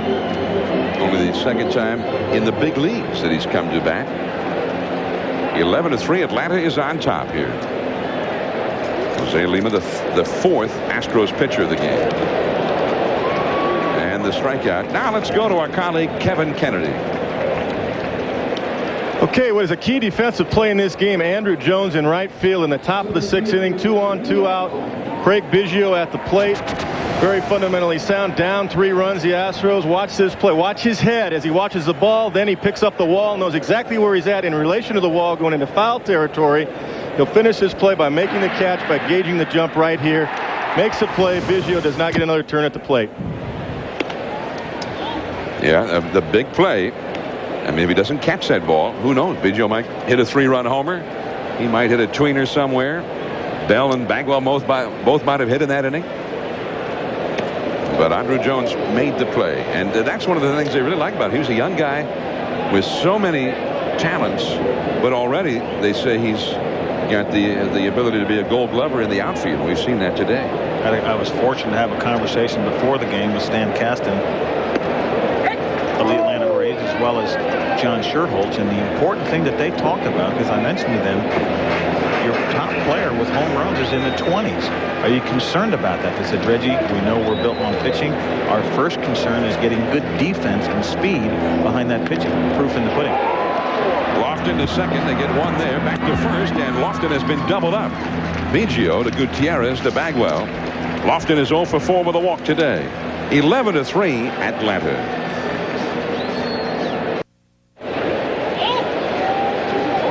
And a ball inside to Thomas Howard, the pinch hitter. As we go to the top of the 8th inning, Mike Cather on the mound. Howard hitting for the pitcher. Lima, 2-0 the count. Thomas Howard, a veteran. One time with the Cleveland Indians. 247 for the year. He is 12 for 45 as a pinch hitter. 267 as a pinch hitter. 3-0. Also runs pretty well. Pretty good outfielder. He's a handy man to have in a ball club. Switch hitter. The way Cather throws, he is certainly better for a left-hand hitter because the ball's coming into you. You can get a complete view of his motion as a left-hand hitter. A little tougher to see from the right-hand hitter's point of view. And he gets a walk. And by the way, let me correct myself. He used to be a pinch hitter.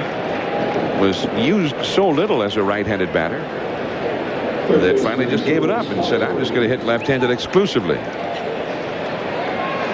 Now Billy Spires will bat. 11-3 for Atlanta. So the Astros are looking very much now as though they'll have to let it all hang out on Friday at the Astrodome. The first game in Houston will be a do or die for the Astros, it appears,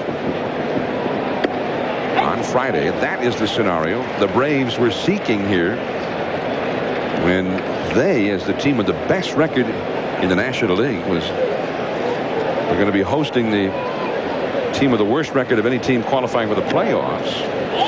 And yet the Braves would have to play fewer games at home were this series to go all the way through. In other words, if there is a home field advantage to be had in a best of 5, the Astros are the ones that get it, because that is predetermined before the season ever begins.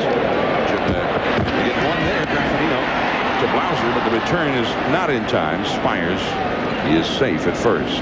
And that is a huge conversation, John, talking about who should get the advantage. It should be decided during the season where the home field advantage is, because you wind up with the Yankees really being comfortable the fact that they play their first 2 games at home. Baltimore, with the best record in baseball, winds up having to go on the road the first couple of games.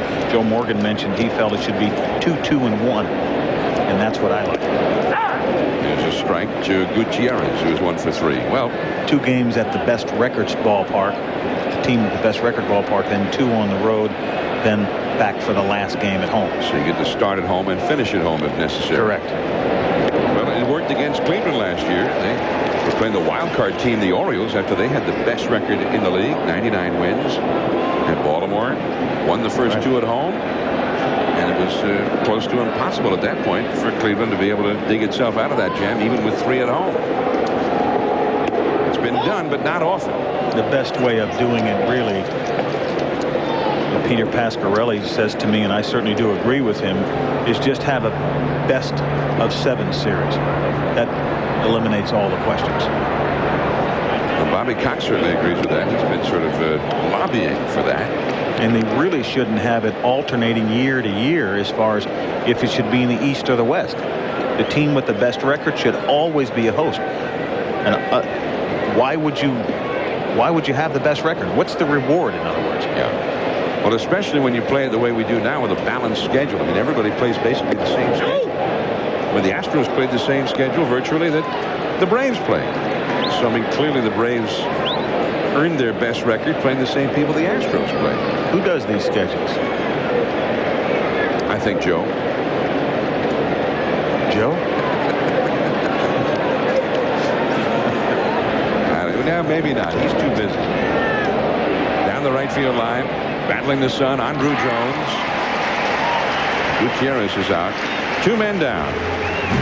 College football comes your way tomorrow night on ESPN, starting at 7:30 Eastern to win Nelly. The weekend kickoff show sets the table for the entire weekend's action. Then stick around with the Utah Utes and the Fresno State Bulldogs. It's college football on ESPN, your home for college football. Oh, boy. What's the matter with you? You all right? I'm excited. I saw Roy Firestone this week. I'm doing my Roy Firestone, doing Keith Jackson impression. Roy does Keith. I do Roy doing Keith. It's a real specialty. That's a called strike to another pinch hitter. Bobby Abreu is pinch hitting for Brad Ausmus. Ausmus had a huge base hit in the 4th that seemed huge at the time. When it was 3-0. He delivered a 2-run double to make it 3-2. Get him right back in the game. Quickly, 2 strikes to Abreu. 2 down. Spires at first in the 8th. 11-3 Atlanta. As Ausmus now out of the game. Changeup misses. 1 ball, 2 strikes to Abreu. Larry Dierker not forgetting that he's going to need some of these players possibly in Houston, so to get them a couple of at-bats, not to have them go without swinging the bat or seeing live pitching for 4 or 5 days in a row. Runner goes. Spires makes it uncontested into second base. The count to Abreu goes to 2-2. Imagine I'll credit him with a steal on that one. Defensive indifference from Biggio and Bagwell. They were the Astros leaders all year long, and of course Derek Bell, 3rd in the club in home runs and RBIs, and the 3 of them have gone hitless for the series up till now. 0 for 22 combined. Strike 3 called. The 8th man of the game left on by the Astros. Blauser, Chipper Jones, McGriff coming up. 11-3 Atlanta. Players Stadium in Miami. Game 2 of the Giants and Marlins divisional series is getting ready to crank up. Al Leiter heating up in the bullpen for Florida. 11-9 in the regular season. And Sean Estes, first full year in the big leagues, he was 19-5. And they'll be going head-to-head. The Giants and the Marlins coming up next on ESPN. Meanwhile, here in Atlanta, I'm John Miller with Reggie Jackson. We're glad to have you with us. And the new pitcher, Billy Wagner, ordinarily the closer for the Astros, on to face Jeff Blauser with Chipper Jones and Fred McGriff to follow. Wagner, who went into a slump for a while, only to seemingly recover the last couple of weeks of the year. In 66 and 2/3 innings, he had 106 strikeouts, and you see 97 miles an hour, and he's not a big, powerful-looking guy. No, he's not. I talked to him before the ball game today. He's about 5'10", must go about 180 pounds, but this guy is an absolute flamethrower. He's touched 100 miles an hour many times. And back to the screen. Gives you somewhat of a similar look as far as being small, or slight of build, if you will, of the great Ron Guidry, who touched 95 and above, about 5'11", but only weighed about 165 when he got on the scales completely in all of his clothes. And this guy looks, he looks actually very large compared to Guidry. I mean, he was just real slender out there. Louisiana Lightning. Well, Wagner got a little lightning himself. 1 ball and 2 strikes. Shane Reynolds charting pitches. They'll all be on his shoulders come Friday at the Astrodome. He'll have the task of facing John Smoltz and trying to keep the Astros alive in this series at the Dome on Friday. And a curveball is ripped into left field. A base hit for Blauser. It was Blauser's 3-run homer in the 3rd inning that put the Atlanta Braves ahead. And the aerial views from above Turner Field today being provided by the Pennzoil Copter Can. Glad to have them with us. And you might have seen that Tony Pena is also now the catcher for the Astros. So Pena behind the plate with Wagner on the mound as we start the 8th inning. Chipper Jones, the hitter now. Chipper Jones went to a private school, a prep school in high school. And there were those who thought that he was not a battler, that, he was from a privileged background. And he says that one day, when about 20-25 scouts were in the stand and he was in high school, and during batting practice, he and a teammate got into some bad blood and had a fight. And then his stock went up with many of those scouts who said, look at that guy, he's a battler. And he said that he was not from a privileged background, a middle-class background, and he was able to go to the private school, but he says he's always been a battler to try and get whatever he's been able to achieve. I like watching Chipper Jones. He reminds me of just a good old-fashioned baseball player. Hardball is the new term, hardball player. Just reminds me of a guy that comes to the ballpark every day and loves going about his work. 2-2 to Chipper Jones, the Braves RBI leader in 21 homers, 111 runs batted in. Blauser at first. The curveball, that's foul. Well, it's interesting. Again, we were talking about this earlier. Here's a Braves fan feeling very, very comfortable with this big lead today.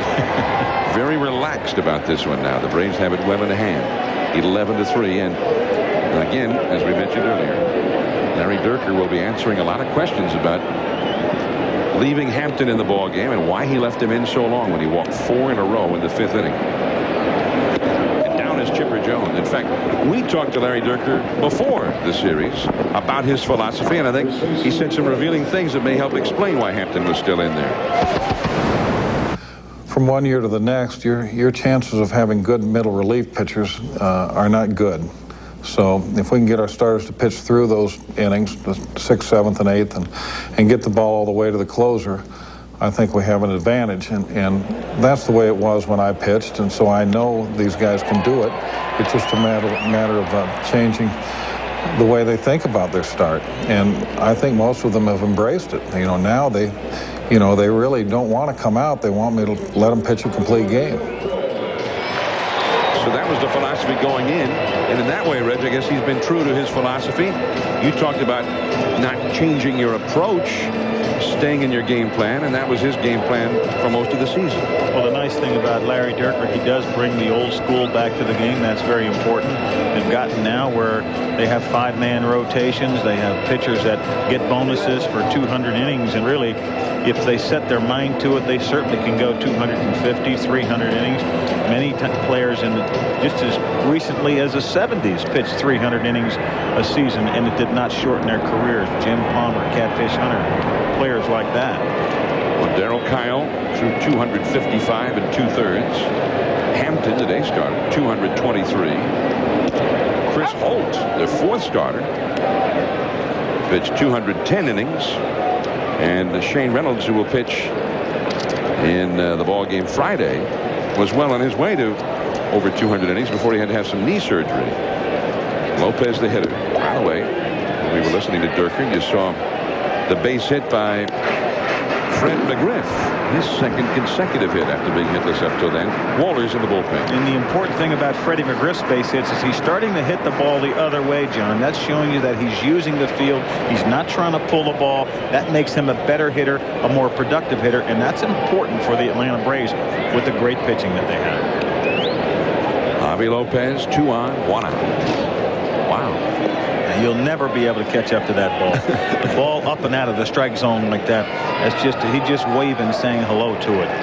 Because that ball at 99, 98, 100 miles an hour, it's a dream if you think you're going to hit this ball.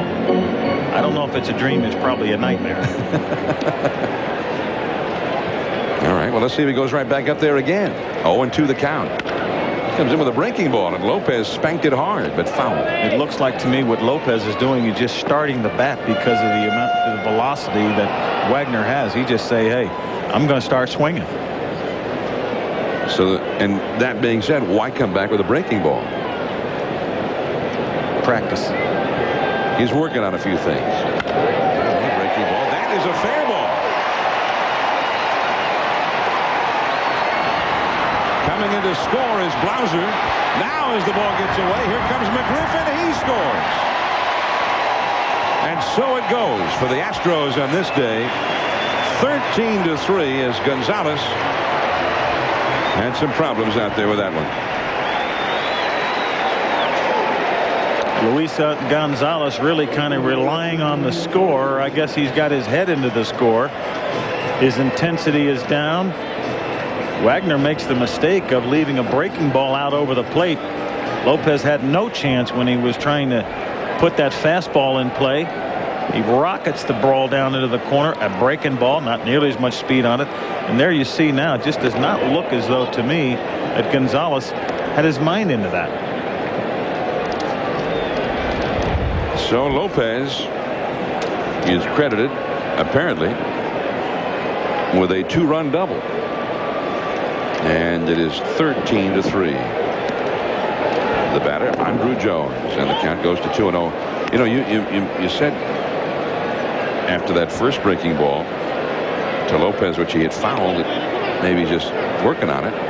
Well, with this score, I mean, Wagner, they feel, needs some work on that stuff. He's got the great fastball, but if he throws anything else, he's just been ordinary. Been hanging the breaking ball, and when he went into that slump, guys were even able to sit on his fastball because he just didn't get anything else over and wasn't really confident in throwing anything else. They knew what was coming. No, I firmly believe with a 98 to 100 mile an hour fastball, you can make a living with that. You don't need anything else. He may not have been throwing as hard or been muscling the ball, which will take some velocity off your pitches. But anyone that throws 98 to 100 with this kind of consistency, he doesn't need much else if he's just pitching an inning or two.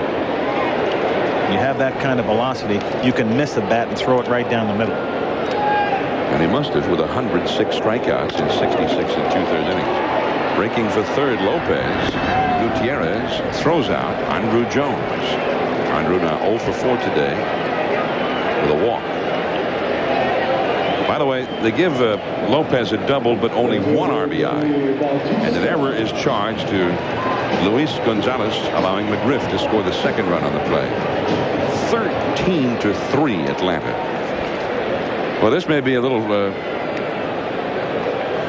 frightening flashback for Cardinals fans to the League Championship Series last year, when the Braves down 3-1, and that one ricochets back from the backstop over to Tony Pena. 1 ball and no strikes. The Braves won the last 3 games of that series and annihilated them every day, finally winning the clincher 15-0. They really looked unbeatable at that time. The Atlanta Braves were so dominant during that series that they really put fright in every other team in baseball except the Bombers from New York. Yeah, and they annihilated the Yankees the first game and took a 2-0 lead, and then went home to Atlanta and never won another game. The Yankees turned it around and won the World Series in 6. That's a foul. I think that was one of the real extraordinary turnarounds. David Cohn got the big win going back to Atlanta, the first win in the series, and then they had that 6-0 deficit. One of the great, most exciting World Series games in a long, long while, and they won the game finally in extra innings on Boggs hit. Leyritz had the 3-run homer to tie it. That was one of the biggest home runs, one of the biggest hits I've ever witnessed in baseball in a meaningful ball game. And last night there were the Yankees down 6-1 to Cleveland, and they came back and won that one. Shades of that 4th game of last year's World Series. Well, the bat exploded, but the ball was foul. There's a perfect example of what Billy Wagner can do. I firmly believe that he can show you that he has a breaking ball, but there really isn't a hitter in baseball, the great ones, from Griffey to Thomas to Edgar Martinez to Tony Gwynn. No one's going to look for this guy's breaking ball. You need to sit on this guy's fastball because it's just too good. It's too big, and he gets by with it. For him to throw a breaking ball, I don't know if it's that important. 1 ball and 2 strikes to Andrew Jones. Lopez at third base. Let's see, where am I? I'm not even looking at my own scorebook. Atlanta. Bautista is the hitter. Andrew Jones has grounded out. Jones is having a glass of water. So Andrew Jones with a new bat. Bautista with a new bat, as Andrew Jones is already out. Now, coming up in just a couple of minutes, the ball game in Florida will be getting underway between the Giants and the Marlins. And we are going to be taking you to that ball game for the beginning of it, and the rest of this game at that point will be seen on ESPN2. So if you want to get in Houston, you're able to see this ball game on KTXH, and in Atlanta on WSB television, or on ESPN2 for those of you with the cable, and around the country on ESPN2. Stay with us. Welcome to Championship on Soccer. We want to welcome our ESPN2 audience to Turner Field in Atlanta.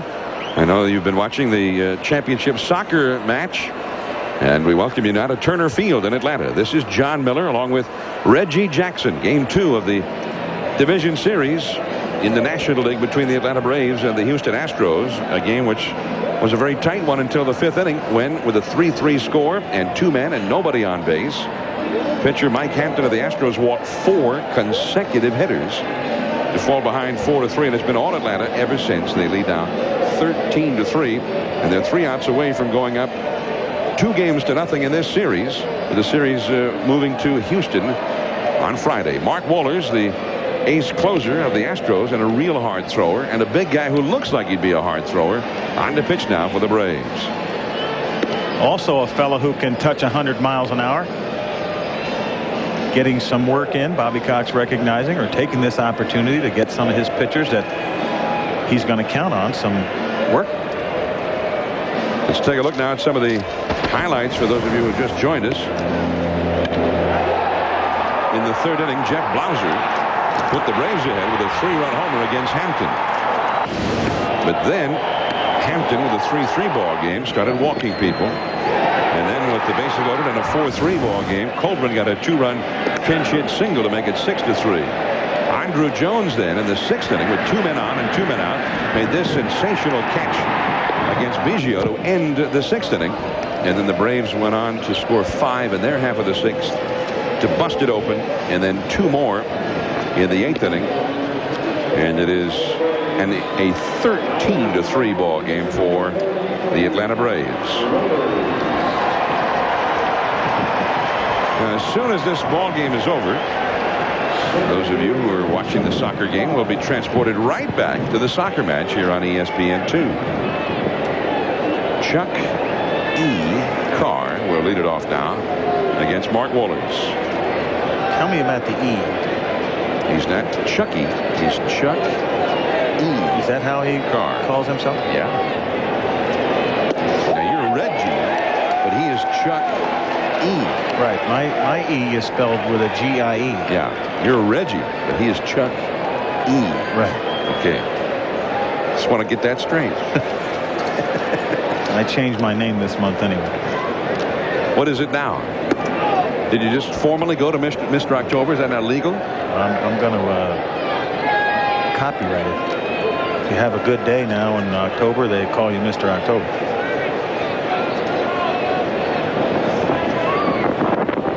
One ball, 1 strike to Chuck Carr. Change up. And Wohlers got it over the outside. 1 ball and 2 strikes. Might have been the splitter that he throws. It's one of the pitches that got him in trouble last year in that World Series ball game. He threw a slider or a splitter that was up in the strike zone, the Leyritz. Yeah, slider, I believe. That Leyritz launched over the wall of the old ballpark. And the count goes to 2-2. Biggio on deck, and then Bell due up 3rd in the inning. 13-3 Atlanta.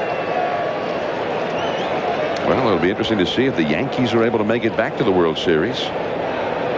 Even though they won last night, they had to be very concerned about the outing of David Cone, coming back from the tendonitis that put him on the shelf for several weeks. And he only made a couple of starts before the end of the regular season. And really was not sharp last night, to say the least. A 5-run first inning against him.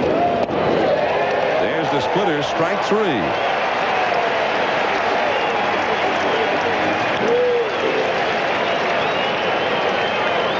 And another view from the Pennzoil Copter Cam. Thanks to them. Glad to have them with us here from Turner Field. Next week, the Braves will be hoping to return here for the League Championship Series. Only, as it appears now, 1 win in Houston. They've got Smoltz set to go Friday if he doesn't get it. They have Nagel, a 20-game winner, set to go Saturday. 4th starter. It's your 4th 20-game winner. Yeah. It's the only one of the 4 starters who has not yet won a Cy Young Award. Smoltz, of course, won it last year. Biggio, the hitter. He's 0 for 3 today, 0 for 7 for the series. You think the Killer Bees are going to need to get back on the beam when they get back home? Yeah. Well, they'll have the home crowd trying to spur them on. Biggio beats it out for his first hit. The nice thing about that base hit, John, is it'll give him at least a psychological lift. He won't go home with a goose egg. He'll have something to show for it. At least he got off the schneid. Now Bell would also like to get off that schneid, and then behind him, Bagwell. All 3 of them hitless until just now. Biggio getting his first and infield hit. Certainly has been some history over the past few years. The Boston Red Sox, Canseco, and a couple of their players struggling during the postseason, where players have just not performed well, and it certainly does carry on into the next season and does affect you mentally and emotionally. Biggio running, and the ball is outside to Bell. Biggio makes it in without any kind of a play. By the way, for those of you who are watching the soccer match, Manchester United has just scored to go ahead of Juventus 2-1 in the soccer match. Juventus from Italy. 2 great soccer traditions right there. That's the great team in Europe. From Italy, and then Manchester United from England. Biggio holding on. Bowser throws out Bell, and now one last chance for Bagwell. Bell is 0 for 5 today. It'll be interesting to see what happens as the playoffs go further. is if these shadows will affect any of the starting times. These starting times, the ball game starts here around 4 or 5 o'clock. That shadow is going to affect the hitter and the performance as well. And they may have that problem in Florida. That game just starting down there. Here's Bagwell. 0 for 3. 3 consecutive strikeouts today after walking. And it's ball 1. Not really an important here in the outcome of the game, important base hit, but it certainly would be important just for the psychic, the mental frame of mind for Jeff Bagwell. 1-0 to Bagwell.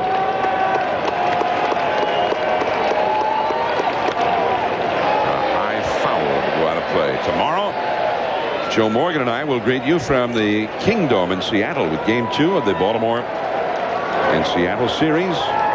That'll be Scott Erickson and Jamie Moyer at 4 o'clock Eastern, 1 o'clock Pacific. And of course, over on ESPN right now, the Giants and the Marlins are getting underway tonight at 8 o'clock on NBC. Game 1 of the Orioles and Mariners. That's where Joe is tonight. He left me, Reg, so I love you now. And the splitter is low. 2-1 the count.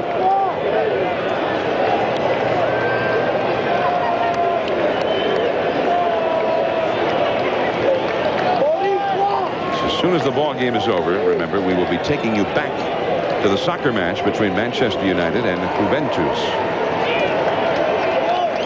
13-3 Atlanta. 2 down in the 9th inning. 2-1 the count to Bagwell.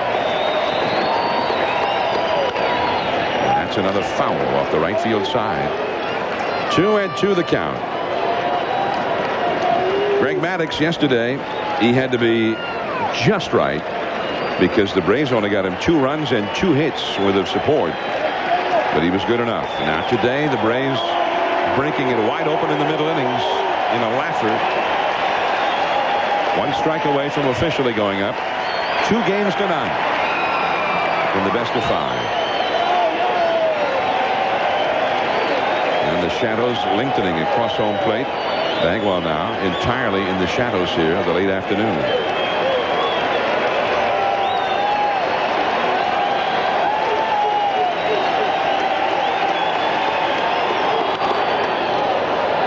Lofton is right there.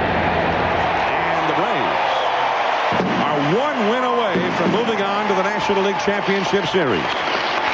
13-3 the final. John Miller for Reggie Jackson from Atlanta. We'll see you tomorrow on ESPN from Seattle. Now let's go to JP Della Camera.